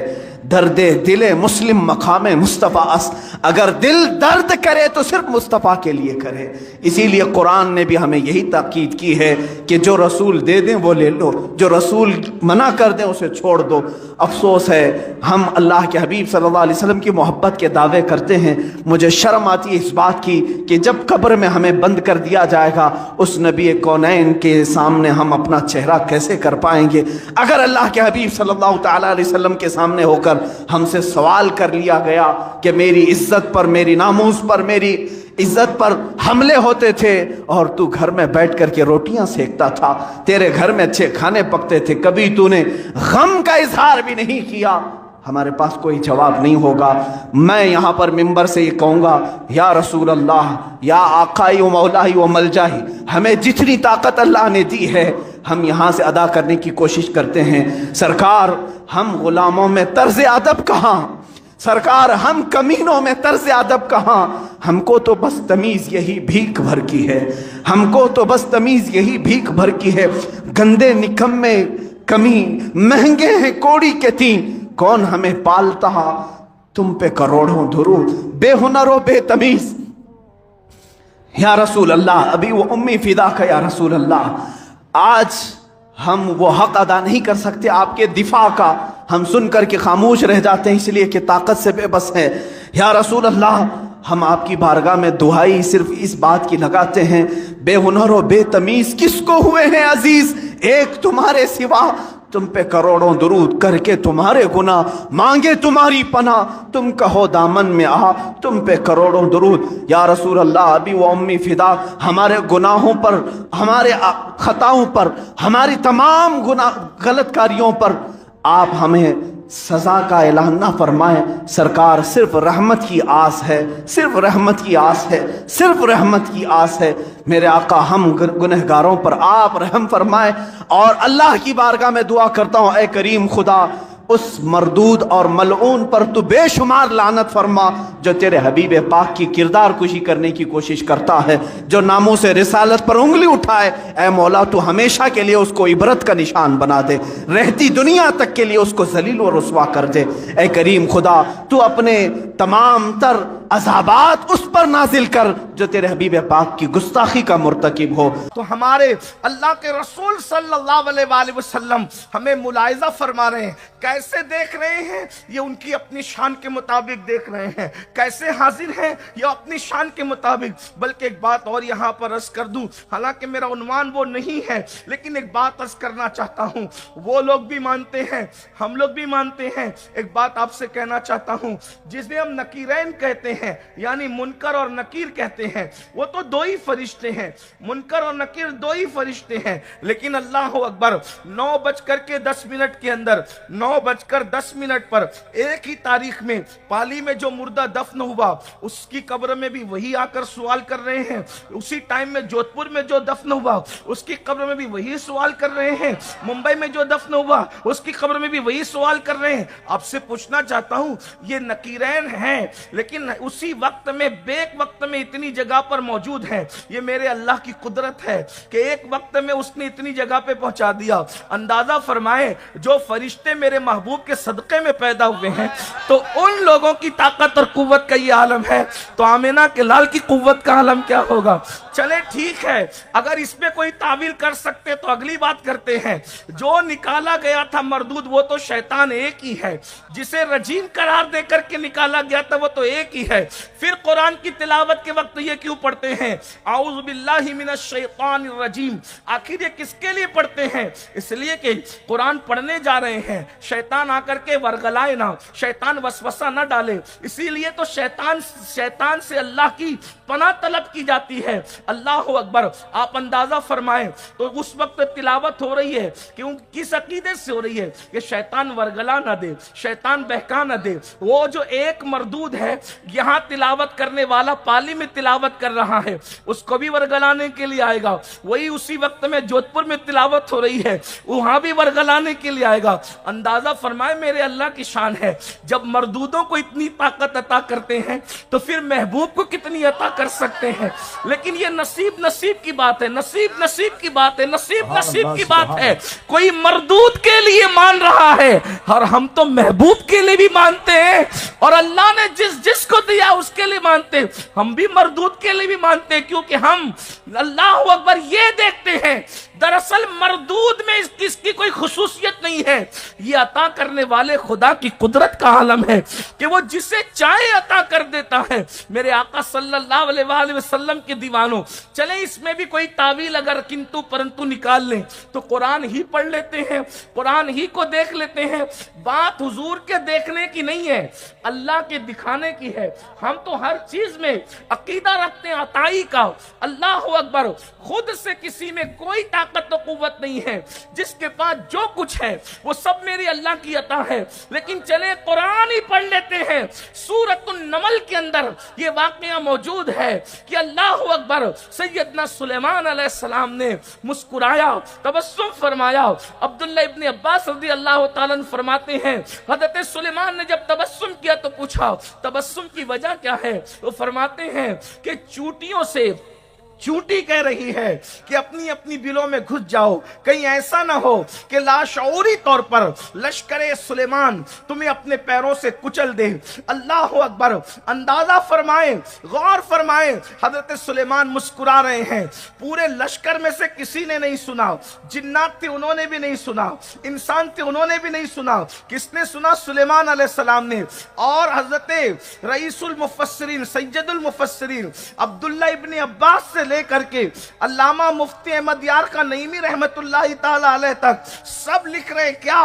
یہ لکھ رہے ہیں کہ وہ چوٹی اور سلیمان علیہ السلام کے درمیان کم و بیش 3 میل کا فاصلہ تھا. 3 میل کا فاصلہ تھا. آپ اندازہ فرمائیں 3 میل کے فاصلے پر سلیمان علیہ السلام نے چونٹی کی گفتگو کو سن کر مسکرا دیا. اللہ اکبر. جب سلیمان علیہ السلام کی سماعتوں کا یہ عالم ہے تو جانے سلیمان کی سماعتوں کا عالم کیا ہوگا. میرے امام کہتے ہیں دور نزدیک کے سننے والے وہ کان لالے کرامت پہ لاکھوں سلام. اللہ اکبر. ارے سلیمان تو پھر بھی نبی ہے. ہم پوچھنا چاہتے ہیں کہ چونٹی جس کی آنکھیں بھی نظر نہیں آتی اس نے لشکر سلیمان کو دیکھ کیسے لیا؟ یہ اللہ کی قدرت ہے. اگر چونٹی کو دکھانا چاہے تو 3 میل کے فاصلے سے لشکر سلیمان دکھا دیتا ہے. جس کو چونٹی کو چٹکی میں مسل کے بچے بھی مار ڈالتے ہیں. جب قدرت اس کو منتخب کر لے تو اس کو اتنا دکھایا جاتا ہے. جس کی خاطر کائنات بنائی ہے اس کو دکھانے کا عالم کیا؟ سبحان اللہ سبحان اللہ. نعرہ جس کو اپنا آپ دکھا دیا. سبحان اللہ. نعرہ تکبیر. نعرہ رسالت. عظمت مصطفیٰ. سبحان اللہ سبحان اللہ. جس کو اپنا آپ دکھا دیا پھر اس سے چھپایا کیا ہوگا؟ اسی لیے تو میرے امام کہتے ہیں اور کوئی غیب کیا تم سے نہا ہو بھلا جب نہ خدا ہی چھپا تم پہ کروڑوں درود. سبحان اللہ سبحان اللہ. بہت خوب ماشاءاللہ. جہاں سبحان اپنا اللہ. آپ دکھایا ہے پھر چھپایا کیا ہوگا؟ سب سے چھپایا. بلکہ حضرت موسیٰ نے تو 9 مرتبہ عرضی کی کہ مجھے دکھا تو 9 مرتبہ فرمایا تم نہیں دیکھ سکتے. یہ نہیں فرمایا کہ ہم نہیں دکھا سکتے بلکہ فرمایا تم نہیں دیکھ سکتے. ہائے ہائے. اندازہ تو فرمائے اس لیے تم نہیں دیکھ سکتے. کیوں؟ اس لیے کہ دیکھنے والی آنکھیں کوئی اور پیدا کی گئی. کس کو دیکھا یہ موسیٰ سے پوچھے کوئی. آنکھ والے کی ہمت میں لاکھوں سے. تو اللہ کے رسول صلی اللہ علیہ وآلہ وسلم ہمیں ملاحظہ فرما رہے. بات ایک جملے پر دور نکلی. اصل عنوان یہ ہے ان الذین یؤذون اللہ ورسولہ. جو اللہ رسول کو اذیت پہنچاتے ہیں اللہ نے ان پہ دنیا میں بھی لعنت کی اور آخرت میں بھی. مطلب کیا؟ گناہ کر کے حضور کو دل دکھاتے ہیں, حضور کو تکلیف پہنچاتے ہیں. آقا فرماتے ہیں کہ جس نے مجھے تکلیف پہنچائی گویا اس نے اللہ کو اذیت پہنچائی. اللہ تو بے نیاز ہے لیکن یہ اللہ رب العزت کی محبت ہے کہ محبوب کی اذیت کو اپنی طرف فرمائی. اور اللہ کے رسول علیہ السلام جو حاضر و ناظر ہمارے درمیان ہے, اللہ اکبر, وہ روحانی طور پر ہمارے درمیان ہے. جسم تو اللہ کے رسول علیہ السلام کا اللہ اکبر مدینہ منورہ میں ہے, اور جب مکے میں تھا تو مکۃ المکرمہ میں تھا. حضور علیہ السلام کی ہجرت سے حاضر و ناظر کو جوڑنا یہ انتہائی درجے کی جہالت ہے, اور وہ بھی ایسے لوگوں کا جوڑنا جو دور حاضر میں ولی کہلاتے ہیں. ہم کہتے ہیں اگر ولایت کی واو سے بھی واقفیت ہوتی تو کم سے کم رسول اللہ کے حاضر و ناظر ہونے پہ اعتراض نہ کرتے. میرے پیارے آقا علیہ الصلوۃ و تسلیم کے پیارے دیوانوں, بہرحال تو میں نے ایک ہلکا سا اشارہ آپ کو دے دیا. تو ہمارے اللہ کے رسول صلی اللہ علیہ وآلہ وسلم ہمیں ملاحظہ فرما رہے ہیں. کیسے دیکھ رہے ہیں؟ یہ ان کی اپنی شان کے مطابق دیکھ رہے ہیں. کیسے حاضر ہیں؟ یہ اپنی شان کے مطابق. بلکہ ایک بات اور یہاں پر عرض کر دوں, حالانکہ میرا عنوان وہ نہیں ہے لیکن ایک بات عرض کرنا چاہتا ہوں. وہ لوگ بھی مانتے ہیں, ہم لوگ بھی مانتے ہیں. ایک بات آپ سے کہنا چاہتا ہوں, جسے ہم نکیرین کہتے ہیں یعنی منکر اور نکیر کہتے ہیں, وہ تو 2 ہی فرشتے ہیں. منکر اور نکیر 2 ہی فرشتے ہیں. لیکن اللہ اکبر 9:10 کے اندر 9:10 پر ایک ہی تاریخ میں پالی میں جو مردہ دفن ہوا اس کی قبر میں بھی وہی آ کر سوال کر رہے ہیں. اسی ٹائم میں جودھپور میں جو دفن ہوا اس کی قبر میں بھی وہی سوال کر رہے ہیں، ممبئی میں جو دفن ہوا اس کی قبر میں بھی وہی سوال کر رہے ہیں۔ آپ سے پوچھنا چاہتا ہوں، یہ نکیرین ہیں لیکن اسی وقت میں بیک وقت میں اتنی جگہ پر موجود ہیں۔ یہ میرے اللہ کی قدرت ہے کہ ایک وقت میں اس نے اتنی جگہ پہ پہنچا دیا۔ اندازہ فرمائیں جو فرشتے میرے محبوب کے صدقے میں پیدا ہوئے ہیں تو ان لوگوں کی طاقت اور قوت کا یہ عالم ہے، تو آمینہ کے لال کی قوت کا عالم کیا ہوگا؟ چلے ٹھیک ہے، اگر اس میں کوئی تعویل کر سکتے تو اگلی بات کرتے ہیں۔ جو نکالا گیا تھا مردود وہ تو شیطان ایک ہی ہے، جسے رجیم قرار دے کر کے نکالا گیا تھا وہ تو ایک ہی ہے۔ پھر قرآن کی تلاوت کے وقت یہ کیوں پڑھتے ہیں اعوذ باللہ من الشیطان الرجیم؟ آخر یہ کس کے لیے پڑھتے ہیں؟ اس لیے کہ قرآن پڑھنے جا رہے ہیں، شیطان آ کر کے ورغلائے نہ، شیطان وسوسہ نہ ڈالے۔ اسی لیے تو شیطان سے اللہ کی پناہ طلب کی جاتی ہے۔ اللہ اکبر۔ آپ اندازہ فرمائیں تو اس وقت تلاوت ہو رہی ہے کیوں، کس عقیدے سے ہو رہی ہے کہ شیطان ورگلا نہ دے، شیطان بہکا نہ دے۔ وہ جو ایک مردود ہے یہاں تلاوت کرنے والا پالی میں تلاوت کر رہا ہے، اس کو بھی ورگلانے کے لیے آئے گا۔ وہی اسی وقت میں جودھپور میں تلاوت ہو رہی ہے، وہاں بھی ورگلانے کے لیے آئے گا۔ اندازہ فرمائے میرے اللہ کی شان ہے، جب مردودوں کو اتنی طاقت عطا کرتے ہیں تو پھر محبوب کو کتنی عطا کر سکتے ہیں۔ لیکن یہ نصیب کی بات ہے، نصیب کی بات ہے، نصیب کی بات ہے۔ کوئی مردود کے لیے مان رہا ہے اور ہم تو محبوب کے لیے بھی مانتے ہیں، اور اللہ نے جس کو دیا اس کے لیے مانتے، ہم بھی مردود کے لیے بھی مانتے ہیں، کیونکہ ہم اللہ اکبر یہ دیکھتے ہیں دراصل مردود میں اس کی کوئی خصوصیت نہیں ہے، یہ عطا کرنے والے خدا کی قدرت کا عالم ہے کہ وہ جسے چاہے عطا کر دیتا ہے۔ میرے آقا صلی اللہ علیہ وآلہ وسلم کے دیوانوں، چلیں اس میں بھی کوئی تعویل اگر کنتو پرنتو نکال لیں تو قرآن ہی پڑھ لیتے ہیں، قرآن ہی کو دیکھ لیتے ہیں۔ بات حضور کے دیکھنے کی نہیں ہے، اللہ کے دکھانے کی ہے۔ ہم تو ہر چیز میں عقیدہ رکھتے ہیں عطائی کا۔ اللہ اکبر۔ خود سے کسی میں کوئی طاقت و قوت نہیں ہے، جس کے پاس جو کچھ ہے وہ سب میری اللہ کی عطا ہے۔ لیکن چلیں قرآن ہی پڑھ لیتے ہیں۔ سورۃ النمل کے اندر یہ واقعہ موجود ہے کہ اللہ اکبر، سیدنا سلیمان علیہ السلام نے مسکرایا، تبسم فرمایا۔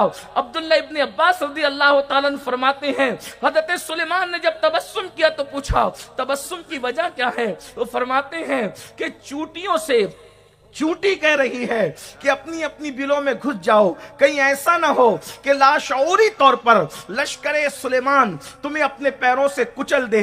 اللہ اکبر۔ اندازہ فرمائیں، غور فرمائیں، حضرت سلیمان مسکرا رہے ہیں، پورے لشکر میں سے کسی نے نہیں سنا، جنات تھے انہوں نے بھی نہیں سنا، انسان تھے انہوں نے بھی نہیں سنا۔ کس نے سنا؟ سلیمان علیہ السلام نے۔ اور حضرت رئیس المفسرین، سید المفسرین عبداللہ ابن عباس سے لے کر کے علامہ مفتی احمد یار کا نعیمی رحمت اللہ تعالی علیہ تک سب لکھ رہے ہیں کیا؟ یہ لکھ رہے ہیں کہ وہ چوٹی اور سلیمان علیہ السلام کے درمیان کم و بیش 3 میل کا فاصلہ تھا، 3 میل کا فاصلہ تھا۔ آپ اندازہ فرمائیں 3 میل کے فاصلے پر سلیمان علیہ السلام نے چوٹی کی گفتگو کو سن کر مسکرا دیا۔ اللہ اکبر۔ جب سلیمان علیہ السلام کی سماعتوں کا یہ عالم ہے تو جانے سلیمان کی سماعتوں کا عالم کیا ہوگا؟ میرے امام کہتے ہیں دور نزدیک کے سننے والے وہ کان لالے کرامت پہ لاکھوں سلام۔ اللہ اکبر۔ ارے سلیمان تو پھر بھی نبی ہے، ہم پوچھنا چاہتے ہیں کہ چوٹی جس کی آنکھیں بھی نظر نہیں آتی اس نے لشکر سلیمان کو دیکھ کیسے لیا؟ یہ اللہ کی قدرت ہے۔ اگر چوٹی کو دکھانا چاہے تو 3 میل کے فاصلے سے لشکر سلیمان دکھا دیتا ہے، جس کو چوٹی کو چٹکی میں مسل کے بچے بھی مار ڈالتے ہیں۔ جب قدرت اس کو منتخب کر لے تو اس کو اتنا دکھایا جاتا ہے، جس کی خاطر کائنات بنائی ہے اس کو دکھانے کا عالم کیا؟ سبحان اللہ، سبحان اللہ، نعرہ جس کو اپنا آپ دکھا دیا۔ سبحان اللہ، نعرہ تکبیر، نعرہ رسالت، عظمت مصطفیٰ، سبحان اللہ، سبحان اللہ۔ جس کو اپنا آپ دکھا دیا फिर उससे छुपाया क्या होगा। इसीलिए तो मेरे इमाम कहते हैं और कोई गैब क्या तुमसे नेहा हो भला, जब ना खुदा ही छुपा तुम पे करोड़ों दुरूद। सुभान अल्लाह, सुभान अल्लाह, बहुत माशाअल्लाह, जहां सुभान अपना अल्लाह। आप दिखाया है फिर छुपाया क्या हो, सबसे छुपाया। बल्कि हजरत मूसा ने तो 9 मरतबा अर्जी की कि मुझे दिखा, तो 9 मरतबा फरमाया तुम नहीं देख सकते। ये नहीं फरमाया कि हम नहीं दिखा सकते, बल्कि फरमाया तुम नहीं देख सकते। हाय हाय, अंदाजा तो फरमाए इसलिए तुम नहीं देख सकते। क्यों? इसलिए कि देखने वाली आंखें कोई और पैदा की गई। किसको देखा ये मूसा से पूछे कोई, आंख वाले की हिम्मत में लाखों से। तो अल्लाह के रसूल सल्लल्लाहु अलैहि वसल्लम हमें मुलाहिजा फरमा रहे। बात एक जुमले पर दूर निकली, असल उन्वान ये है, इन्नल्लज़ीना यूज़ून अल्लाह व रसूला, जो अल्लाह रसूल को अज़ियत पहुंचाते हैं, अल्लाह ने उन पे दुनिया में भी लानत की और आखिरत में भी। मतलब क्या? गुनाह करके हुजूर को दिल दुखाते, हुजूर को तकलीफ पहुंचाते हैं। आका फरमाते हैं कि जिसने मुझे तकलीफ पहुंचाई गोया उसने अल्लाह को अजियत पहुंचाई। अल्लाह तो बेनियाज है, लेकिन ये अल्लाह रब्बुल इज्जत की मोहब्बत है कि महबूब की अजियत को अपनी तरफ इशारा फरमा करके महबूब से मोहब्बत का इजहार करके फरमाया, उन पे लानत है दुनिया में जो मेरे महबूब को अजियत देते हैं, गुनाह करके, तकलीफ, जिस तरह की भी तकलीफ पहुंचाकर। इसका मतलब ये है कि कौन आपके साथ क्या कर रहा है ये मत देखो, ये रसूलुल्लाह को पहुंचाई हुई अजियत के बदले में मुसीबतें हैं। हुजूर अलैहिस्सलाम को पहुंचाई गई तकलीफ के बदले में ये अजियत और मुसीबतें हैं कि अल्लाह दुनिया में किसी को मुंतखब करता है तुम्हें सताने और परेशान करने के लिए, और आखिरत में वो अपने फरिश्तों को मुसल्लत फरमाएगा जो अल्लाह व रसूल को अजियत पहुंचाते हैं, और कितने दुख का उनको अजाब होगा वो हदीस पाक में सुने।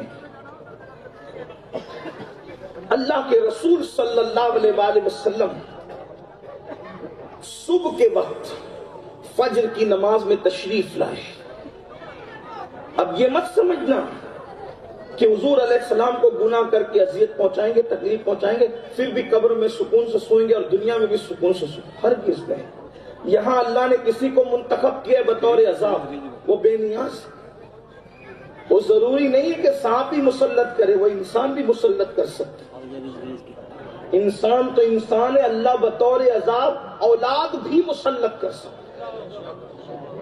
बेशुमार माँ बाप ऐसे हैं जो अपनी औलाद के बारे में रोकर ये कहते हैं कि अगर ये पैदा न हुआ होता तो अच्छा होता। वजह अल्लाह ने बतौर अजाब तुम्हारी औलाद को तुम पर मुसल्लत कर दिया। आपसे पूछना चाहता हूं मेरे भाइयों, अगर आप तकलीफ और मुसीबतों का जिम्मेदार दुनिया के बादशाहों को और हुक्मरानों को समझते हैं और आप सोचते हैं कि इनको बदल देंगे तो मुसीबत चली जाएगी, तो औलाद को कैसे बदलोगे? किसी की औलाद को अल्लाह ने अजाब बना दिया, किसी की बीवी को अल्लाह ने अजाब बना दिया, किसी की बेटी को अल्लाह ने अजाब बना दिया, किसी के दामाद को अल्लाह ने अजाब बना दिया। इसका मतलब ये है अजाब की मुख्तलिफ शक्लें हैं। अल्लाह अकबर। अरे किसी के लिए तो नींद न आना अजाब हो गया, किसी के लिए नींद आना अजाब हो गया, किसी के लिए भूख न लगना अजाब हो गया, किसी के लिए भूख का लगना अजाब हो गया, किसी के लिए अल्लाह अकबर बीमारी का न आना अजाब हो गया, किसी के लिए बीमारी का आना अजाब हो गया। अल्लाह अकबर। अजाब की मुख्तलिफ शक्लें हैं और अल्लाह के रसूल को गुनाह करके अजियत पहुंचाओगे।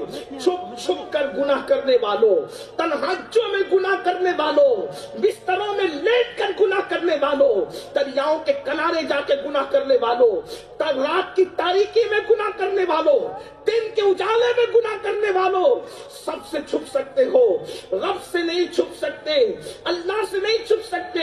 अल्लाह अकबर, जब अज़ियत पहुंचाओगे गुनाह करके उसके महबूब को, तो अल्लाह अकबर फिर वो तबाही लाएगा, वो बर्बादी लाएगा, जमीन के ऊपर किसी को भी मुसल्लत करेगा, और जमीन के अंदर किसको मुसल्लत करेगा? अल्लाह के हबीब गैर नबी सल्लल्लाहु अलैहि वसल्लम इरशाद फरमाते हैं, फजर के बाद हुजूर, बल्कि फजर की नमाज में अल्लाह के रसूल तशरीफ लाए, और फजर का सलाम फेरने के बाद अल्लाह के रसूल सल्लल्लाहु अलैहि वसल्लम की आदत करीमा थी कि सहाबा की तरफ रुक करके मेरे और आपके आका और मौला सल्लल्लाहु अलैहि वसल्लम बैठ जाते थे, और मेरे आका पूछा करते थे, तुम लोगों में से किसने कोई ख्वाब देखा हो तो बयान करो। सहाबा किराम अपने अपने ख्वाब अगर देखते तो वो बयान कर देते, और अगर कोई ख्वाब न देखता तो अल्लाह के रसूल अलैहि सलाम ने देखा होता तो आका खुद अपना ख्वाब बयान फरमाते। अल्लाह अकबर, आज का दिन अल्लाह के हबीब अलैहि सलाम ने सहाबा से फरमाया, ऐ मेरे सहाबा, मैंने आज एक ख्वाब देखा। अच्छा ये भी याद रखें, हमारा ख्वाब और हुजूर का ख्वाब दोनों में फर्क है। हम ख्वाब देखें तो ताबीर कुछ का कुछ हो सकती है, और कभी कभी उसकी ताबीर ना भी हो सकती है, कभी अच्छी भी हो सकती है, कभी बुरी भी हो सकती है, बल्कि ख्वाब देखने वाले पर भी ताबीर डिपेंड करती है। बल्कि ख्वाब बयान करते वक्त कुत्ता आ जाए तो भी ताबीर बदल जाती है, बकरी सामने आ जाए तो भी ताबीर बदल जाती है, हरा दरख्त आ जाए तो भी ताबीर बदल जाती है, काली सफेद चीज आ जाए तो भी ताबीर बदल जाती है, रात को बयान करो तो भी बदलती है, दिन को बयान करो तो भी बदलती है। ये इल्म रोया जानने वाले अच्छी तरह जानते हैं, जिन्होंने सैयदना इमाम इब्ने सीरीन को इस उन्वान पर अच्छे से पढ़ा, उन्हें पता है कि ख्वाब के हालात क्या है, ख्वाब के मामलात क्या है। मिसाल के तौर पर एक ही ख्वाब है, अल्लाह अकबर, अगर गुनहगार देखे, फासिक को फाजिर देखे तो अलग है, और नेकोकार देखे तो अलग है। मिसाल के तौर पे अगर कोई दीनदार देखता है कि मेरे बदन पे कोई कपड़ा नहीं है तो बशारत है कि वो जन्नत में जाएगा, और अगर कोई मुजरिम और गुनहगार देखता है कि मेरे बदन पे कोई कपड़ा नहीं है तो ये उसके बेईमानी की दलील है। इस तरह मुअब्बिरीन ने बयान फरमाया है, यानी कि ख्वाब जो है वो एक लिखा हुआ नुस्खा नहीं है कि हर एक पर आप बिल्कुल यकसा ही चश्मा कर दे। जैसे डॉक्टरों की दवाइयां कि सर दर्द हो रहा हो तो आप जो है वो पेन क्लियरिंग ले लेंगे, और जो है वो पेन को दफा करने के लिए, दर्द को दफा करने के लिए कभी ये ले लिया कभी वो ले लिया। या फिर हकीमों की तरह नहीं है कि अगर किसी का हाजमा खराब हो तो उसने जवारिश कमूनी ही लेनी उसको पड़ेगी, और अगर जो है उसका जो है वो बुखार का मामला हो तो फिर वो फलानी दवाई लेनी पड़ेगी। ऐसा नहीं है, बल्कि ये अल्लाह अकबर, आका अलैहिस्सलाम फरमाते हैं, नबूवत का 46वां हिस्सा है ख्वाब, वही बंद हो चुकी है, मगर वही की बरकत अब भी मौजूद है अच्छे ख्वाब की शक्ल में। बहरहाल लेकिन नबी का जो ख्वाब होता है वो वही होता है। नबी का ख्वाब हमारे ख्वाब की तरह नहीं है, नबी का ख्वाब वही की हैसियत रखता है, यानी नबी ने जो ख्वाब देखा है वो सच्चा होगा, और जैसे जिब्रील के जरिए आई हुई वही उसको फॉलो करना हमारे लिए जरूरी है, उसी तरीके से हुजूर का देखा हुआ ख्वाब भी हमारे लिए वही की हैसियत रखता है जो अल्लाह के रसूल ने बयान फरमा दिया। अल्लाह अकबर। तो अब ये मत समझना कि ये ख्वाब है, नहीं, वह ख्वाब वही नबी का वही की हैसियत रखता है।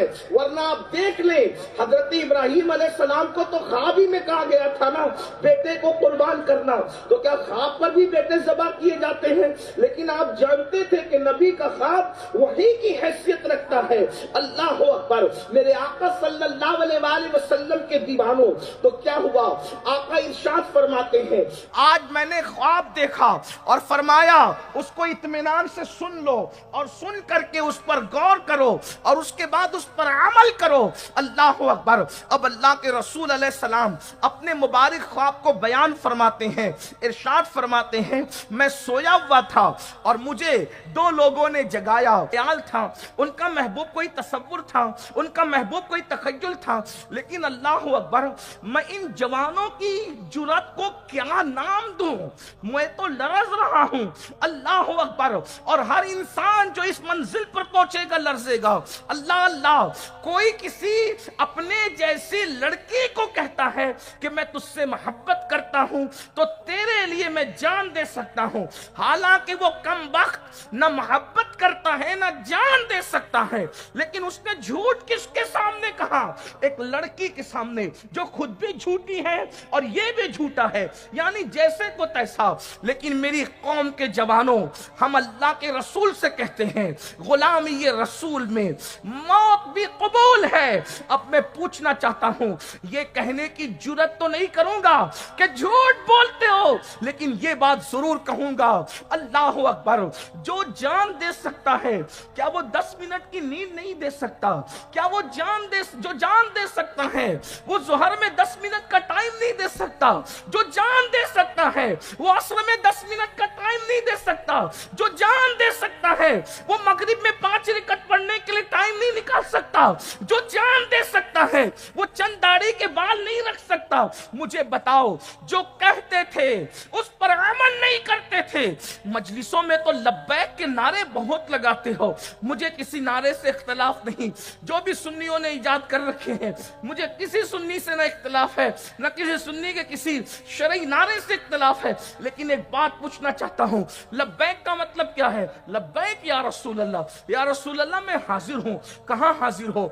फजर में नबी का मुनादी कह रहा है हय्या अलस सलाह हय्या अलल फलाह अस्सलातु खैरुम मिनन नौम। कहां हाजिर हो? बताओ कहां हाजिर हो? कहते हो हम हाजिर हैं। मेरे भाई, जलसे के सिवा हम कहीं हाजिर नहीं है, हम हर जगह गैर हाजिर है। तो जो कौम अपने नबी की बारगाह के अंदर इतनी बेबाक हो जाए कि वो खिलाफे वाकया बात करे, अल्लाह अकबर, उस कौम का फिर अंजाम क्या होगा? उसके गालों को कैंचियों से काटा गया है। बल्कि यहां मुझे तो इमाम अहले सुन्नत याद आए हैं। अल्लाह अकबर। 14वीं सदी के बाद इमाम अहले सुन्नत हमारी हर महफिल का रंग हो गए हैं। अल्लाह अकबर।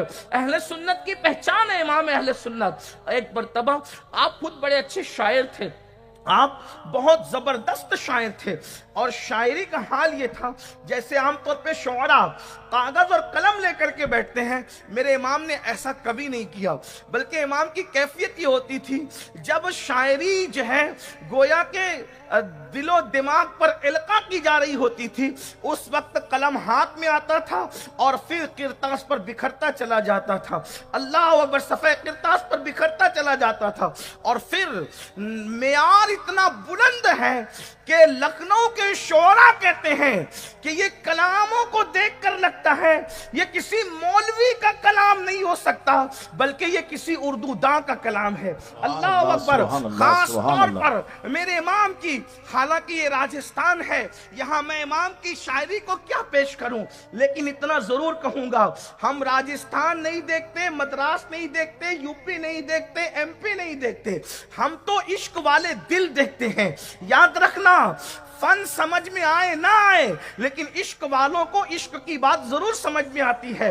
जब मेरे इमाम का ये कसीदा, वो सरवरे किश्वरे रिसालत जो अर्श पर जलवगर हुए थे, नए निराले तरफ के सामा अरब के मेहमान के लिए थे। और अल्लाह अकबर, उर्दू अदब और इल्मी उसअत और इश्क मुस्तफा और तखज्जुलात और तसव्वुरात, अल्लाह अकबर, ऐसा लगते हैं जैसे मेराज पा रहे हैं। अंदाज तो देखिए, तबारक अल्लाह शान तेरी, तुझी को ज़ेबा है बेनियाजी, कहीं तो हो जोशे लंतरानी, कहीं तकाज़े विसाल के थे। तसव्वुफ भी, एक कलाम के अंदर शरीयत भी जमा है, तरीक़त भी जमा है, हकीकत भी जमा है, मारिफत की जलवा आराइयाँ भी है। कहते हैं वही है अव्वल, वही है आखिर, वही है जाहिर, वही है बातिन, उसी के जलवे उसी से मिलने, उसी से उसकी तरफ गए थे।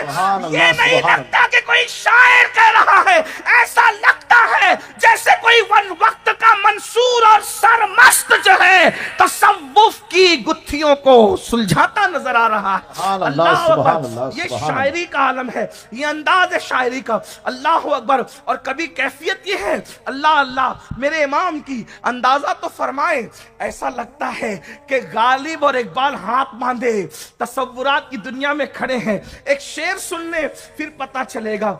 अल्लामा साहब एक शेर सुने, अल्लाह अकबर। हमेशा ये दुनिया का दस्तूर है।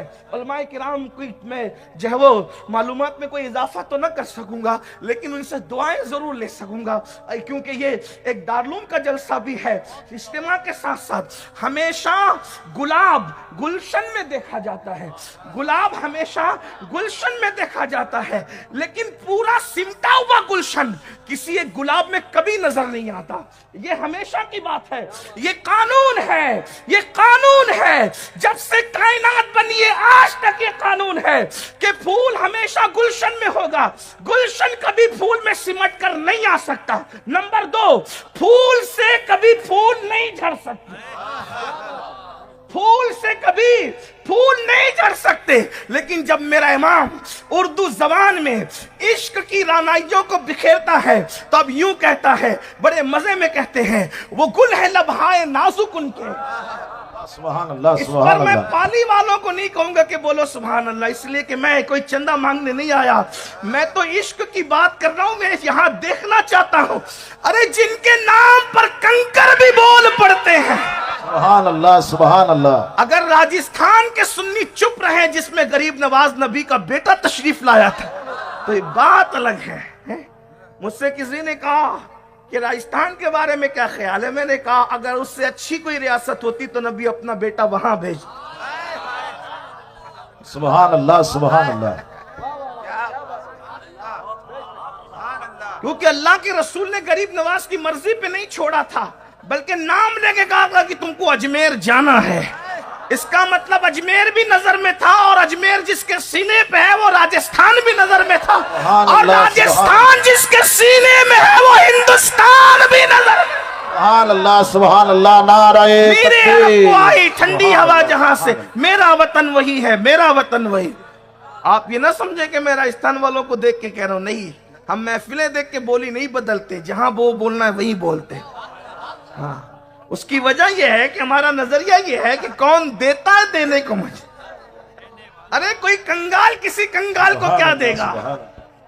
किसी कंगाल ने भी किसी कंगाल को नवाजा है। नवाजने के लिए तो वो चाहिए जो दोनों आलम की नेमतें हाथ में लेके बैठे।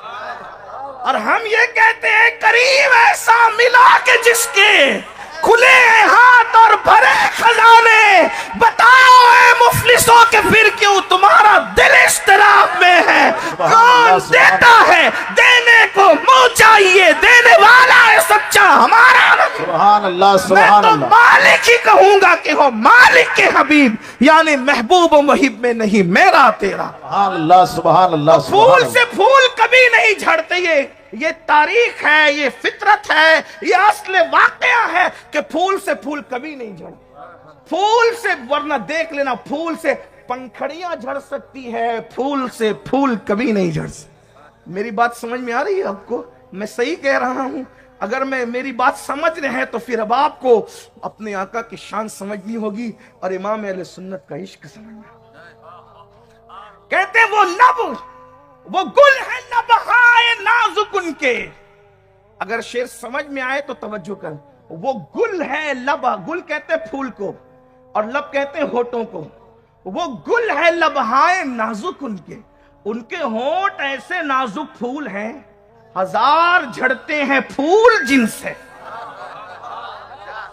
वो ऐसा फूल है लबहाए मुबारक मुस्तफा, दहने मुस्तफा जाने रहमत, ऐसा नाजुक फूल है कि उससे हजार फूल झड़ते हैं। एक नहीं, हजार झड़ते हैं। अरे उन झड़े हुओं को अब जरा सुन ले, दारुल का जलसा है तो सुन ले। वो जो फूल झड़े थे उसको कभी मोहम्मद इब्ने इस्माइल बुखारी समेट लेता है तो फिर वो गुलदस्ता बुखारी बन जाता है। हजरत मुस्लिम कुशैरी समेट लेते हैं तो वो सही मुस्लिम बन जाती है। इमाम तिरमिजी समेट लेते हैं तो वो सुनन तिरमिजी बन जाती है। अल्लाह अकबर इब्ने माजा समेट लेते हैं तो इब्ने माजा बन जाती है। साहिब मुसन्नफ समेट लेते हैं, मुसन्निफ इब्ने अब्दुल रज़्ज़ाक बन जाती है। मुसन्नफ के हवाले से इब्ने शैबा समेट लेते हैं, मुसन्नफ इब्ने अबी शैबा जब वो मारिज़े वजूद में आ जाती है, अंदाजा फरमाए जो समेटता जाता है गुलदस्ता बनता जाता है।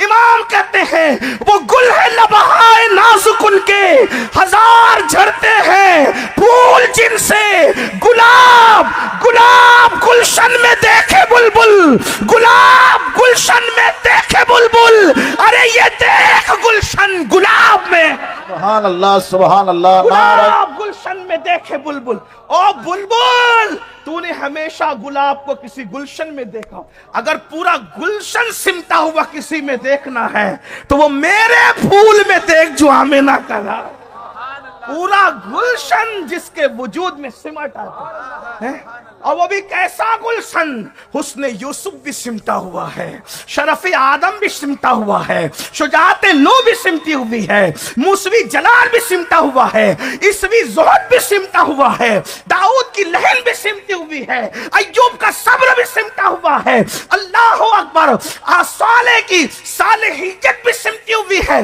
अंदाजा तो फरमाए शुएब पाक की रहबरी भी सिमटी हुई है अंदाजा तो करें वो गुल है लबहाए नाजुक उनके हजार झड़ते हैं फूल जिनसे गुलाब गुलशन में देखे बुलबुल ये देख गुलशन ये देख गुलशन ये देख पूरा गुलशन ये देख गुलशन गुलाब में है अल्लाह अकबर उसी में कहते उठा दो पर्दा दिखा दो चेहरा कि नूरे बारी हिजाब में है जमाना तारीक हो रहा है कि महर कब से नकाब में है नहीं वो मीठी निगाह वाला खुदा की रहमत है जलवा फरमा गजब से उनके खुदा बचाए जलाले बारी ये ताब में है तो अर्ज ये कर रहा था बहुत बड़े शायर थे वो मेरे इमाम बड़े शायर एक दिन एक शायर आए बात यही चल रही थी कि जुरत कितनी है लोगों के है ना कहते हैं हम हाजिर हैं और हम ही गायब हैं यही बात चल रही थी एक शायर साहब आए और कलाम लिख करके लाए और कलाम लिख करके लाए ना तो कहने लगे कि हजरत कलाम लिखा कहते हैं कि शोरा को बदहजमी सी होती है जब तक वो अपना कलाम किसी को सुनाए ना इसीलिए कोई शायर अगर मिल जाता है तो हम दामने हया बचा करके उसके बहुत दूर से खैर से निकल जाते हैं कि अभी जनाब की फाइल ना खुल जाए और फिर कभी कभी दाद देनी ही पड़ती कभी मजबूरन और कभी मुरव्वतन और फिर जो चाहते हैं कह देते हैं आजकल तो शायरी का मिजाज ही बिगड़ा हुआ है इसके सर पे पानी डाल दो उसको मार डालो उसको काट डालो ये कोई शायरी है अंदाजा तो फरमाए शायरी कहते हैं और वो भी नात की सिनफ में मिदहते रसूल को हुजूर की शान बयान बहरहाल तो कहने वाले ने बहुत अच्छा किया बल्कि अगर हुजूर लिखवा लेते हैं तो एक शेर भी निजात का जरिया बन इमाम यूसुफ नबहानी ने लिखा है अपनी किताब सआदतुद्दारैन के अंदर एक शायर ने 2 मिसरे लिखे थे अहले बैत की शान में और रात हुई आंख लगी तो ख्वाब में क्या देखा कि मैदान महशर बपा है और उनके आमाल की वजह से उनको पकड़ के जहन्नम में ले जाने इरशाद होता है छोड़ दो मेरे महबूब की आल की जो शान बयान करे क्या वो भी जहन्नम में जाएगा सिर्फ 2 मिसरे लिखे थे महबूब की आल की शान में तो इरशाद हुआ कि जिसने अहले बैत की शान बयान कर दी वो भी जहन्नम में जाएगा बचा लिए गए आंख खुली तो फिर पूरी जिंदगी वक्फ कर दी शान अहले बैत के लिए इमाम यूसुफ नबहानी ने सआदतुद्दारैन में इसको लिखा तो कभी एक शेर भी निजात का जरिया बन जाता है और एक एक शेर भी बहुत कीमती होता है बहरहाल तो वो लाए इमाम के पास और कहने लगे हजरत जरा देखिए मैंने कलाम लिखा है आला हजरत फरमाते हैं मैं किसी की शायरी कसदन नहीं सुना यानी जानबूझ के नहीं सुनता था सिर्फ 2 शायरों को सुनता था जानबूझकर एक तो मेरे छोटे भाई यानी उनके छोटे भाई उस्ताद ज़मन मौलाना हसन बरेलवी उनको मैं सुनता हूँ और आप जानते हैं उनकी शायरी कैसी है आपके यहाँ तो माशाल्लाह बड़े अच्छे अच्छे साहिब तरन्नुम लोग मौजूद है जब पढ़ते हैं तो पूरे मजमे को जो है वो मशहूर कुन कर देते हैं है ना बल्कि मशहूर कुन आवाज से सब पर सहर कर देते हैं ये कैफियत है अल्लाह अल्लाह मजिद फजिद अल्लाह इन सबको आपके यहाँ के बेहतरीन नात खान है कारी शरीफ है और दीगर अहबाब है सबके नाम इस वक्त जहन से निकलते हैं बहरहाल जो भी करता है हुजूर की निगाह में सब है बस दिल चाहिए अल्लाह ताला कबूल फरमाए तो आप फरमाते मैं मौलाना हसन बरेलवी को सुनता और दूसरा शायर सैयद किफायत अली काफी मुरादाबादी को सुनता आपको शायद काफी मुरादाबादी का तारुफ न हो हालांकि मेरा उन्वान वो नहीं है, मैं उन्वान से दूर ही जा रहा हूं, लेकिन बहरहाल जो अल्लाह कहलवाए अगर सुन ले। सैयद किफायत अली काफी मुरादाबादी, जिनको खिताब मिला है शहीद मिल्लत का, ये मुरादाबाद के थे और ये आजादी के बड़े हीरो में से है। ये बहुत बड़ा अलमिया है हमारी कौम का कि हमने रिवायती सरगर्मियों वालों को तो याद रखा, लेकिन जिन्होंने अपने लहू से मिल्लत को हरारत अता की है हम उनको भूल गए। और हम क्या भूले, दुनिया भी फरामोश कर रही है। शहीद मिल्लत सैयद किफायत अली काफी मुरादाबादी वो बंदा है कि जब हिंदुस्तान में तन के गोरे मन के काले अंग्रेजों ने तसल्लुत किया, तो जिन उलमा ने अंग्रेजों के खिलाफ ऐलान हक किया था अंग्रेजों को भगाने के लिए, उनमें से अल्लामा फजल खैराबादी, मुफ्ती सदरुद्दीन आजुर्दा, फैज अहमद बदायूनी, सैयद किफायत अली काफी मुरादाबादी वगैरह एक तवील फहरिस्त है। लाखों उलमाए किराम शहीद हुए थे, तब कहीं जा करके ये हमारा प्यारा मुल्क हिंदुस्तान आजाद हुआ है।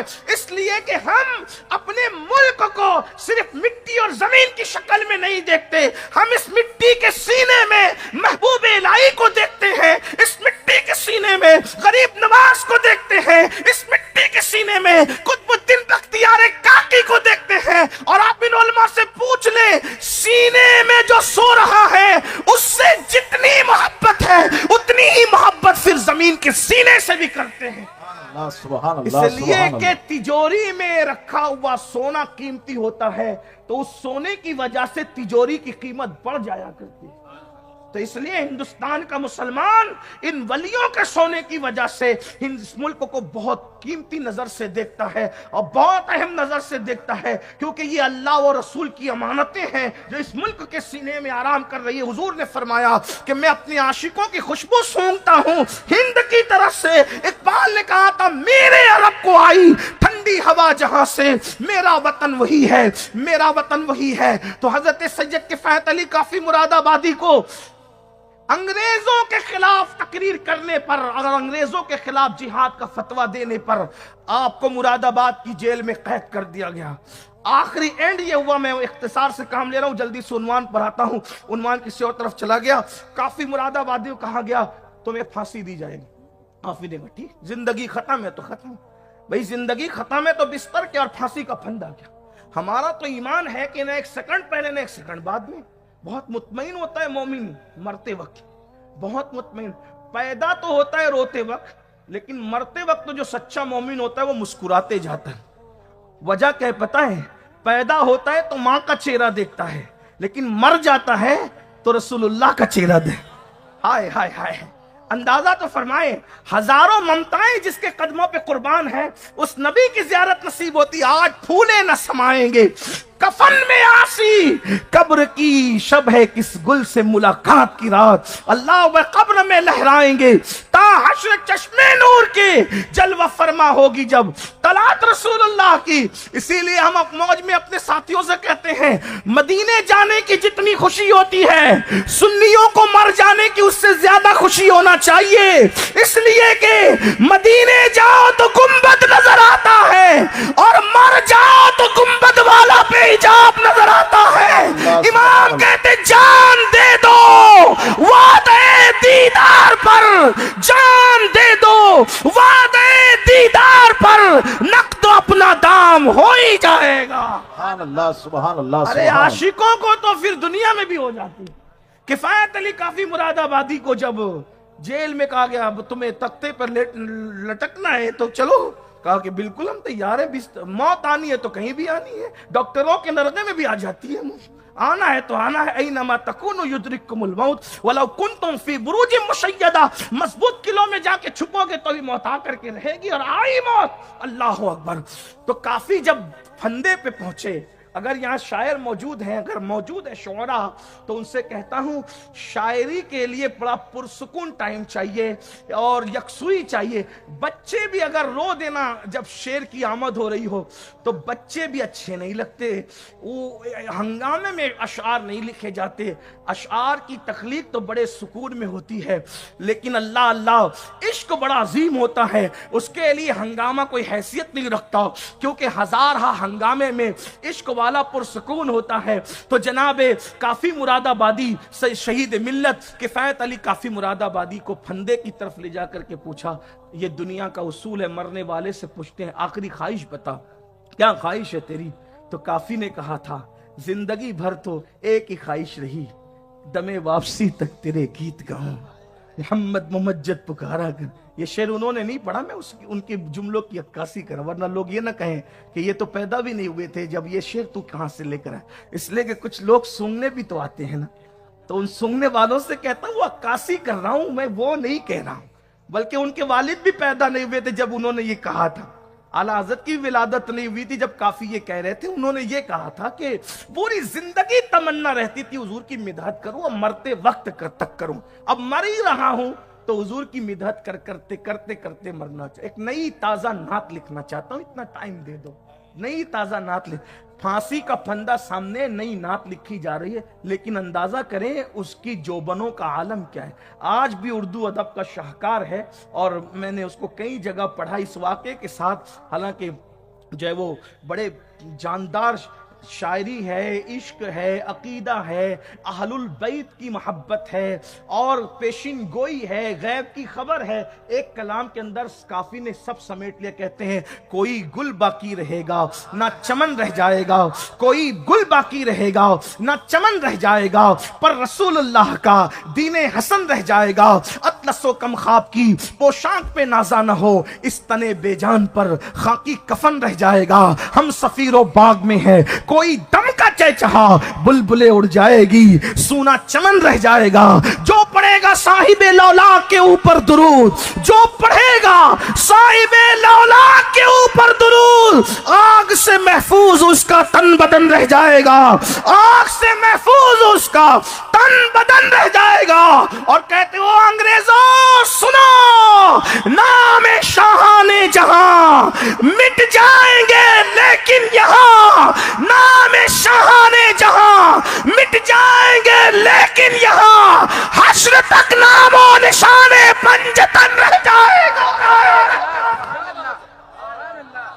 سبحان اللہ سبحان اللہ. نعرہ تکبیر، نعرہ رسالت، نعرہ رسالت، مسلک اعلی حضرت. سبحان اللہ سبحان اللہ. پتا چلا پنجتن کو مٹایا نہیں جا سکتا، اس لیے کہ مٹ گئے، مٹتے ہیں، مٹ جائیں گے. آدھا تیرے نہ مٹا ہے نہ مٹے گا کبھی چرچا تیرا. نام شاہان جہاں مٹ جائیں گے لیکن یہاں حشر تک نام و نشانے پنجتن رہ جائے گا. اور کہتے سب فنا ہو جائیں گے، سب فنا ہو جائیں گے. ہمیں مار کے خوش ہونے والوں کافی کہتے ہیں ہم بھی جا رہے ہیں تم بھی جاؤ گے. سب فنا ہو جائیں گے، سب فنا ہو جائیں گے. کافی وہ لیکن حشر تک نعت حضرت کا زبانوں پر سخن رہ جائے گا. سبحان اللہ سبحان اللہ. جب ایسی عشق کے رسول سے بھرپور نعت سنی تو انگریز نے کہا ایسے پھندے پہ نہیں لٹکانا، اس کو اذیت دینا ہے. تو عاشق تو چاہتا ہی ہے، کیونکہ جتنی اذیت عشق میں ملتی ہے اتنا مرتبہ بلند ہوتا ہے. حضرت امیر حمزہ سید الشہداء بنے کیوں؟ کیونکہ آپ کو شہادت کے بعد بھی اذیتیں دی گئی. اللہ اکبر. انگلیاں کاٹی گئی، ہونٹ کاٹے گئے، آخری میں کلیجہ تک چبایا گیا، مرتبے بلند ہوئے. سید کفایت علی کافی مراد آبادی شہید ملت کو جب سنا تو کہا اذیت دیں گے. اس دور میں کوئلے والی استریاں ہوتی تھی، اس میں کوئلے بھر دیے جاتے ہیں بھڑکا. جب وہ استری گرم ہو گئی تو گرم استری کافی پہ چلائی. یہ ہندوستان ایسے آزاد نہیں ہوا صرف نعروں سے.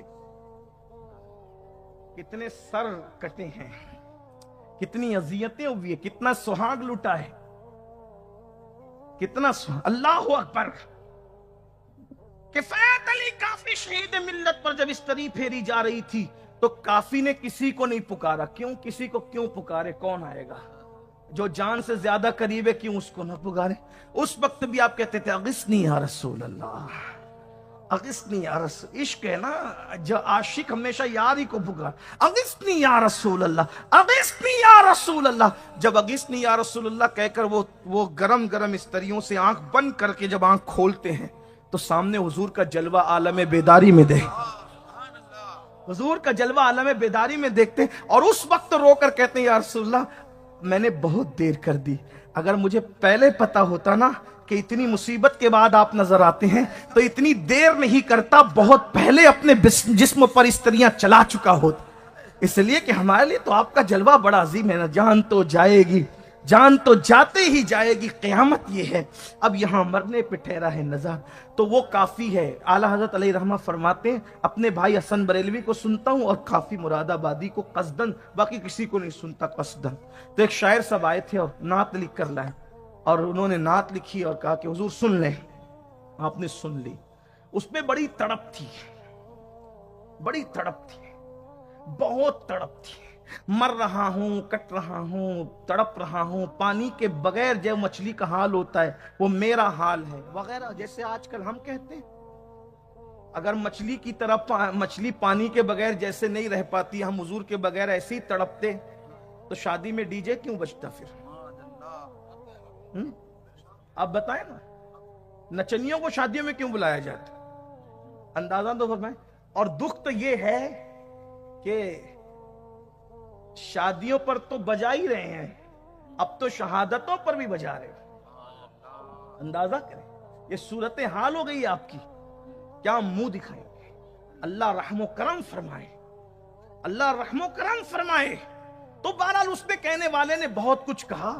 دیکھیے کہنے کا حق سب کو ہے, نعت شریف کہنے کا حق سب کو ہے, لیکن اپنی حقیقتوں سے تجاوز نہ کرو. امام اہل سنت کی فکر یہ ہے, آپ نے سنا تو رو پڑے, اور اس کے بعد جب پوری وہ پڑھ چکا تو فرمایا لکھنے والے لکھا تو تو نے بہت اچھا ہے, لیکن جو تیرے دل کی کیفیت ہے اگر وہی لکھا ہے تو احمد رضا تیرے تلوے چومنے تیار ہے, احمد رضا تیرا قلم چومنے تیار ہے. جو کیفیت اگر وہی لکھا ہے تو تیرے تلوے اور تیرے قلم چومنے کو تیار ہوں, لیکن جو کیفیت اگر وہ نہیں لکھا ہے تو پھر تو سوچ تو صحیح کتنی بڑی بارگاہ میں جھوٹ بول رہا ہے, کتنی بڑی بارگاہ میں جھوٹ بول رہا ہے. اللہ کے رسول فرماتے ہیں میں نے ان کے ہونٹوں کو, ان کے گالوں کو کٹا ہوا دیکھا, اور پوچھا یہ کیوں کٹے ہوئے؟ تو کہا یا رسول اللہ یہ جو کہتے تھے نا وہ کرتے نہیں. حضور ہم آپ پہ جان قربان کرتے ہیں, مال قربان کرتے ہیں. میرے بھائی کیا قربان کیا آج تک؟ اللہ کے رسول فرما رہے گالوں کو آگ کی کینچی سے کاٹا جائے. دوسری بات کہتے تھے کرتے نہیں, کہ ایک بات یہ بھی, یعنی وعدہ تو کرتے تھے اس کو پورا نہیں کرتے. آج لوگ وعدہ خلافی کو گناہ نہیں سمجھتے ہیں, وعدہ خلافی کو گناہ نہیں سمجھتے ہیں. اگر اپنے چھوٹے چھوٹے بچوں سے بھی وعدہ کرو تو ان سے بھی وعدہ وفا کیا کرو. ہم بچوں کو کہتے ہیں سنڈے کے دن تمہیں لے چلیں گے, مارکیٹ لے چلیں گے, پھر نہیں لے جاتے. یہ بھی اسلام کی روح سے خلاف ہے. چھوٹے بچوں سے وعدہ کیا ہے. ایک بات آپ کو کہوں, جو چھوٹے بچوں سے کیا ہوا وعدہ بے وفا کرے وہ مجرم ہے, تو جو اپنے پیر سے کیا ہوا وعدہ کرتا ہے وہ کتنا بڑا ہے. ناچ گانے تماشوں سے بچتا رہوں گا, ہر فرض ہر واجب سنتوں کو ان کے وقتوں پر ادا کرتا رہوں گا. کہاں ہے فرض, کہاں ہے سنتیں؟ اور چلے یہ تو پیر سے کیا ہوا وعدہ ہے, اللہ سے کیا ہوا وعدہ جو نہ نبھائے, رسول اللہ سے کیا ہوا وعدہ جو نہ نبھائے. آپ یہ کلمے کو کیا سمجھتے ہیں؟ لا الہ الا اللہ محمد الرسول اللہ پڑھ کر آدمی جو اللہ سے وعدہ کرتا ہے, مطلب یہ ہے کہ اب میں اپنی مرضی سے زندگی نہیں گزاروں گا, الہ تو میرا ہے, میں تیری مرضی سے زندگی گزاروں گا. پھر بتائیں نا میرے بھائی, شراب کی بوتل کیا اللہ نے معاذ اللہ اس کو حلال کیا ہے؟ پھر اپنی مرضی سے کیوں پیتا ہے؟ حرام کیوں پی رہا ہے؟ اللہ نے جو حلال کیا ہے, تو نے کلمہ پڑھ کے حلف اٹھایا ہے, تو نے حلف لیا اللہ کی بارگاہ میں میری مرضی نہیں چلے گی, تیری مرضی کے مطابق जिंदगी गुजारूंगा, तेरी मर्जी के मुताबिक कपड़े पहनूंगा। फिर ये फटी हुई पैंट तुम्हारे जिस्म पर कहां से आई? क्या ये अल्लाह की मर्जी के मुताबिक है? क्या ये वही लिबास है जो अल्लाह ने पहनने का हुक्म दिया है? घुटने दिख रहे हैं, राने दिख रही है, और उलमा के सामने आते, पीरों के सामने, तो ऐसे बैठ करके हाथ रख लेते हैं, रुमाल रख लेते हैं कि छुप जाए। मेरे भाई, मौलवी से छुपा रहा है, मौला से भी छुपा लेगा, पीर से छुपा रहा है, मुस्तफा जान रहमत से भी छुपा लेगा। वहां लानत होती है, लानत जो अपने सतर को खोलते हैं। सतर का देखना भी बिला वजह, किसी का सतर देखना बिला उज़्र शरई, इस पर भी लानत है, और दिखाना इस पर भी लानत है। कौन से लिबास पहन रहे हो? एक दौर था लिबास फटा रहता था तो मुसलमान पेवन लगाता था, यानी फटा मजबूरी में भी नहीं पहन सकते, अगर फट गया है तो पेवन लगा करके पहनो। अल्लाह अकबर। और आज क्या दिन आ गए, 15-15 हजार की फटी हुई पहन ले रहे हैं। हंसने की बात नहीं है, इसका मतलब किस तरह तुम्हारा दिमाग मगरिब ने हाईजेक कर लिया है कि वो जालिम तुम्हें फटा हुआ पहना है तो भी पहन रहे हो, चड्डी पहना है तो भी पहन रहे हो, बरमूडा पहना है तो भी पहन रहे हो। रसूलुल्लाह से इश्क का दावा है, उनके इश्क में टोपी पहनने में शर्म आती है, और मगरिब के इश्क में फटी हुई पैंट पहनकर नंगे होते शर्म नहीं आती। उस कौम की तबाही नहीं होगी, उस कौम की बर्बादी नहीं होगी, उस कौम की हलाकत नहीं होगी, उस कौम के घरों से धुआं नहीं उठेगा, उस कौम के घरों को अल्लाह अकबर तबाह व बर्बाद नहीं किया जाएगा। बताएं तो सही, टोपी पहनने में शर्म आती है लोगों को, फटी हुई पैंट पहनने में शर्म नहीं है। और इश्क का दावा अल्लाह के रसूल से है। मैं तो सिर्फ ये कहता हूं, जो दावा इश्क मुस्तफा का कर रहे हो, अगर उसी को वफा कर लिया होता तो दुनिया तुम्हारे कदमों में होती।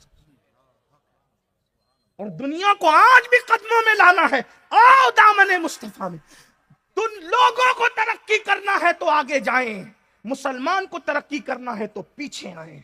हमें कल भी कामयाबी कदम नाज़े मुस्तफा जान रहमत में मिली थी, और आज भी कामयाबी मुस्तफा जान रहमत के कदमों में मिलेगी। आ जाओ कदम नाज़े रसूल में, आ जाओ मुस्तफा जान रहमत के कदमों में, इसलिए कि उनके कदमों का ये आलम है। अरे नादान, सैयदुल मलाइका उनके कदमों को बोसा दे करके बता रहे हैं कि इन कदमों की अहमियत क्या है, इन कदमों की शान क्या। मेरे इमाम कहते हैं, ताज रूहुल कुद्स के मोती जिसे सजदा करे, रखती है कितना वकार अल्लाह अकबर एड़िया। उनके कदमों की शान क्या है। तो अर्ज ये कर रहा था मेरे भाइयों, जो कहते थे करते नहीं थे। उसके बाद मेरे आका सल्लल्लाहु अलैहि वसल्लम फरमाते, हम और आगे बढ़े। इस पर में और गुफ्तगू हो सकती है, लेकिन टाइम की किल्लत है, बल्कि मुझे ऐसा लगता है कि मैं किबला अमीर मोहतरम का वक्त ले रहा हूँ। हाँ, मैं उन्हीं का वक्त ले रहा हूँ, आप लोगों को भी तो तासुर देना बाकी है। अच्छा जी। अल्लाह के रसूल सल्लल्लाहु अलैहि वसल्लम फरमाते, और हम आगे बढ़े तो आका अलैहिस्सलाम फरमाते, मैंने देखा उनके कानों में कीलें ठोकी हुई थी। कील, कान में कील ठोकी हुई है, आंख में कील ठोकी हुई।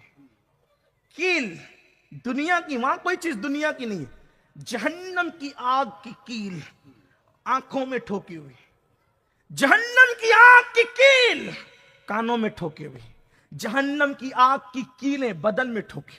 फिर कहता हूं, अगर ये बात कोई सियासी लीडर ने कहा होता या किसी खतीब ने कहा होता तो कभी भी अपने गुफ्तगू का उन्वान न बनाता, लेकिन ये कौन कह रहा है? हमारे आका, जो इतने सच्चे हैं और इतने अच्छे हैं कि जिनकी सच्चाई की गवाही भी उनके दुश्मनों ने दी है, और उनकी अच्छाई की गवाही भी उनके दुश्मनों ने भी दी। उनके दुश्मनों ने कहा, इनसे अच्छा कोई, दुश्मन भी गवाही, दोस्तों तो कह रहे हैं, दुश्मन भी कहते हैं इनसे अच्छा किसी को नहीं देखा, दुश्मन भी कहते हैं इनसे सच्चा किसी को नहीं देखा। वो सच्चे और अच्छे, सादिक और मजदूक, सच्चे सुच्चे रसूल फरमाते हैं, आंख में कील, कान में कील, बदन में कील। आका फरमाते हैं, ये मंजर जाहिर सी बात है तड़पा, भाई सिर्फ हम पढ़ते हैं और सुनते हैं तो लरस जाते हैं, हुजूर ने कह दिया तो होना ही है। पत्थर की लकीर मिट सकती है, फरमाने रसूल में कोई झोल नहीं हो सकता। हमारा ईमान है, आसमान फटना चाहे फट सकता है, जमीन फटना चाहे फट सकती है, कायनात का निजाम बदल सकता है, उनके मुंह से निकली हुई बात कभी नहीं बदल सकती। तुम्हारे मुंह से जो निकली वो बात हो के रही। मेरे करीम आका सादिक व मसदूक फरमाते हैं, कानों में कीले, आंखों में कीले, बदन में कीले। मैंने पूछा जिब्रील ये कौन लोग हैं? अर्ज़ की आका ये वो लोग हैं जो दुनिया के अंदर वो मनाजिर देखते थे। कौन से मनाजिर? जिन मनाजिर को देखना हराम कर दिया अपनी आंखों से। हालांकि उस वक्त तो गंदी फिल्में इजाद भी, गंदी क्या कोई फिल्म इजाद नहीं हुई थी, आप अंदाजा करें। लेकिन ये मुस्तफा जान रहमत का मौजज़ा है कि क़यामत तक जो होने वाला था वो सब दिखा दिया गया। और अल्लाह के रसूल सल्लल्लाहु ताला अलैहि वसल्लम ने उसकी गोया के सर्वे रिपोर्ट पेश फरमा दी। हुजूर ने सब देखा और देखकर हुजूर अलैहिस्सलाम ने गैब को ऐसे बयान किया कि हुजूर अलैहिस्सलातु व तस्लीम से सुन करके आज अल्हम्दुलिल्लाह हर मोमिन उस गैब को जान रहा है, उस पर यकीन रख रहा है, उस पर ईमान रख रहा है। और कुरान कहता है युमिनून बिल गैब, जो बेदेखे ईमान लाते हैं। हमने नहीं देखा लेकिन आका फरमा रहे हैं अल्लाह अकबर, ये आंखों में कील क्यों है, ये कानों में कील क्यों है, वो भी जहन्नम की आंख की।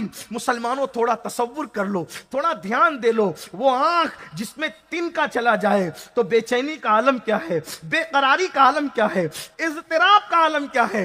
वो कान अल्लाह अकबर जिसमें कीड़ा चला जाए तो इंसान की तड़प का आलम। एक छोटा सा कीड़ा कान में चला जाए तो तड़प कैसी रहती है, बेचैनी और बेकरारी कैसी रहती है। नाक में छोटा सा जो है पिस्सू चला जाए तो किस तरह तड़प और बेचैनी रहती है।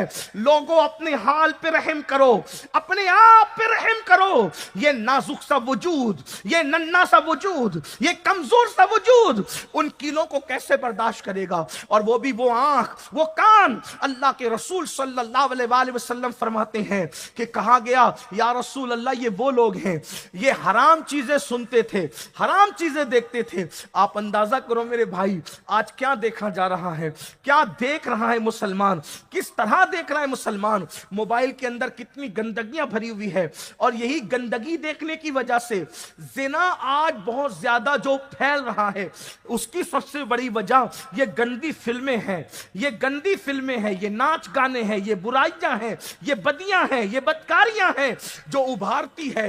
अल्लाह अकबर, जरा गौर तो फरमाइयो, जरा गौर तो करो मेरे भाइयों। अल्लाह अकबर, यही गंदी फिल्में, ये गंदा देखना जिना की तरफ ले जाता है और मर्दों को मर्दों के साथ बदकारी की तरफ ले जाता है, जिसको लोग जो है वो कौम लूत का अमल भी कहते हैं।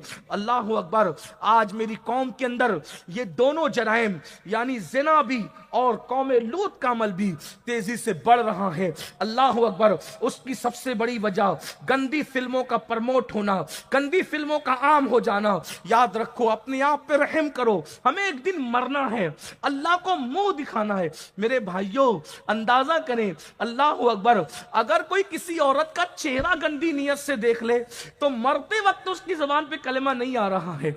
जो नंगा इंसान देखे, जिना का मंजर देखे, ला इलाहा इल्लल्लाह, कभी लरसते नहीं ये लोग, कभी कांपते नहीं ये लोग, क्योंकि जिंदगी क़यामत तक लिखा करके लाए हो। मरना नहीं है, मौत नहीं आना है। सोचो तो सही क्या क्या देख रहे हो। अल्लाह अकबर, वो भी खुदा के दिए हुए नरम नरम बिस्तर पर, नरम नरम गद्दों पर। कब तक जराइम करोगे, कब तक पाप करोगे। कुदरत ने किसको मोहलत दी है जो हमें मोहलत मिलेगी। अल्लाह अकबर, एक दिन रूह का रिश्ता जिस्म से टूट जाएगा और जराइम की वजह से वो दर्दनाक, वो खौफनाक, वो भयानक, वो वहशतनाक, वो तकलीफ से भरपूर मौत आएगी। अल्लाह अकबर, जमीन और आसमान का उतना वजन नहीं है जितना मौत का वजन है, जितना मौत की शक्ति है। रंगरेलियां न करो, किसको छूट मिली है। मेरा अल्लाह फरमाता है इन्ना बत्श रब्बिका लशदीद, तेरे रब की पकड़ बड़ी सख्त है जब वो पकड़ करता है। बल्कि हमारे बुजुर्गों ने फरमाया जवानी की ऐसी कद्र करो जैसे किसी गैरतमंद मेहमान की कदर की जाती। जैसे गैरतमंद मेहमान बहुत दिन तक किसी मेजबान के घर नहीं रुकता। मेरे जवानों की खास तवज्जो, जैसे गैरतमंद मेहमान बहुत ज्यादा दिन तक किसी मेजबान के घर नहीं रुकता, ऐसे जवानी भी बड़ी बागैरत है, जब आती है तो बहुत नहीं रुकती। 16 साल में आती है और 40 से 50 साल में चली जाती।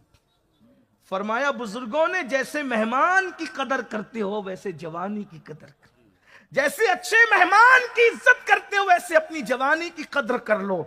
चली जाएगी जवानी, बुढ़ापे में सिवाय रोने के कुछ नहीं होगा। और याद रखना, जो जवानी में जराइम करते हैं बुढ़ापा बहुत दर्दनाक होता। ये जो तारे गिन गिन के आपने ये मुहावरा सुना है ना कि तारे गिनना, बुढ़ापे में तारे गिनते हैं मुजरिम लोग। छोटे छोटे बच्चे भी औकात और हैसियत नहीं देते। हजरत सैयदुल तैफा जुनैद बगदादी ने अपने मुरीदों के साथ एक मार्केट में आप जा रहे थे, बाजार में देखा एक बुढ़ा जो जवानी में बहुत मालदार था, बुढ़ापे में भीख मांग रहा था, लेकिन लोग उसको भीख भी नहीं दे रहे। आजकल लोग कहते हैं ना बहुत अच्छा चलता था हजरत हमारा, पता नहीं किसने क्या कर दिया, अब बहुत बुरा हो गया। अपनी रात पर गौर करो, कोई रात कैसे गुजारी थी और कहां गुजारी थी रात? बिस्तर पे क्या किया था, लोगों के साथ क्या किया था? मेरा अल्लाह किसी पे जुल्म नहीं करता। इज्जत गई, कारोबार गया, बरकत गई, सुकून गया, चैन गया, राहत गई, तो किसने क्या कर दिया ये बात की बात है। तुमने क्या किया पहले वो सोचो, हमने क्या किया पहले वो सोचो। कुरान कहता है वमा असाबकुम मिन मुसीबतिन फबिमा कसबत अयदीकुम। जवानी में जब दौलतमंद थे तो क्या क्या नहीं करते थे, जरा सोचो तो सही, उस पे भी तो तौबा कर लो। जादू उतना नुकसान नहीं करता जितना गुनाह नुकसान करता है, इसलिए कि जादू का इलाज तो है मगर गुनाह का कोई इलाज नहीं है। जादू से तो कोई आपको आमिल बचा सकता है, लेकिन गुनाह अगर करके अल्लाह ने सजा दी है तुम्हारे गुनाहों की तो कोई आमिल भी नहीं बचा सकता, कोई नहीं बचा सकता। इन्ना बत्शा रब्बिका लशदीद, अल्लाह की पकड़ सख्त है। आज तो सब इसी में डूबे, किसने क्या कर दिया कि अरे हमने क्या किया वो सोचो। जब दौलत मिली थी, इज्जत मिली थी, जवानी मिली थी तो पानी में आग लगा रहे थे, अपनी हैसियत भूल गए थे अपनी। और आज भी कुछ लोग अपनी हैसियत भूले हुए हैं, कुछ लोग अपनी औकात भूले हुए हैं।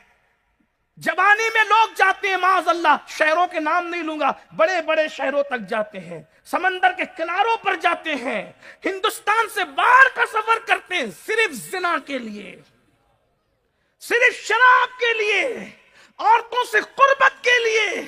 और जरा देख लो इन प्यारों को कि जब दौलत आ जाती है तो इल्ला मा, सब नहीं ऐसे, लेकिन ज्यादातर लोग उलमा से नफरत करते हैं।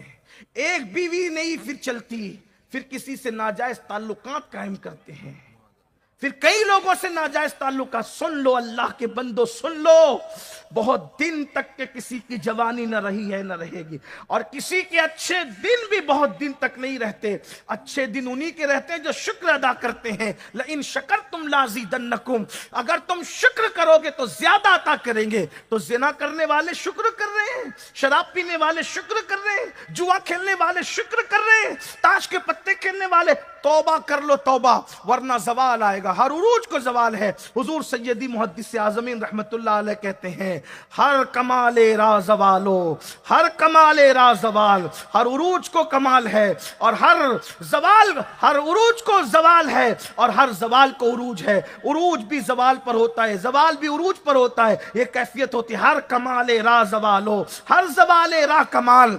एक तरीके पर नहीं रहता कभी दुनिया का हाल, एक तरीके पर नहीं रहता दुनिया की कैफियत। इसलिए अल्लाह ने जवानी दी है।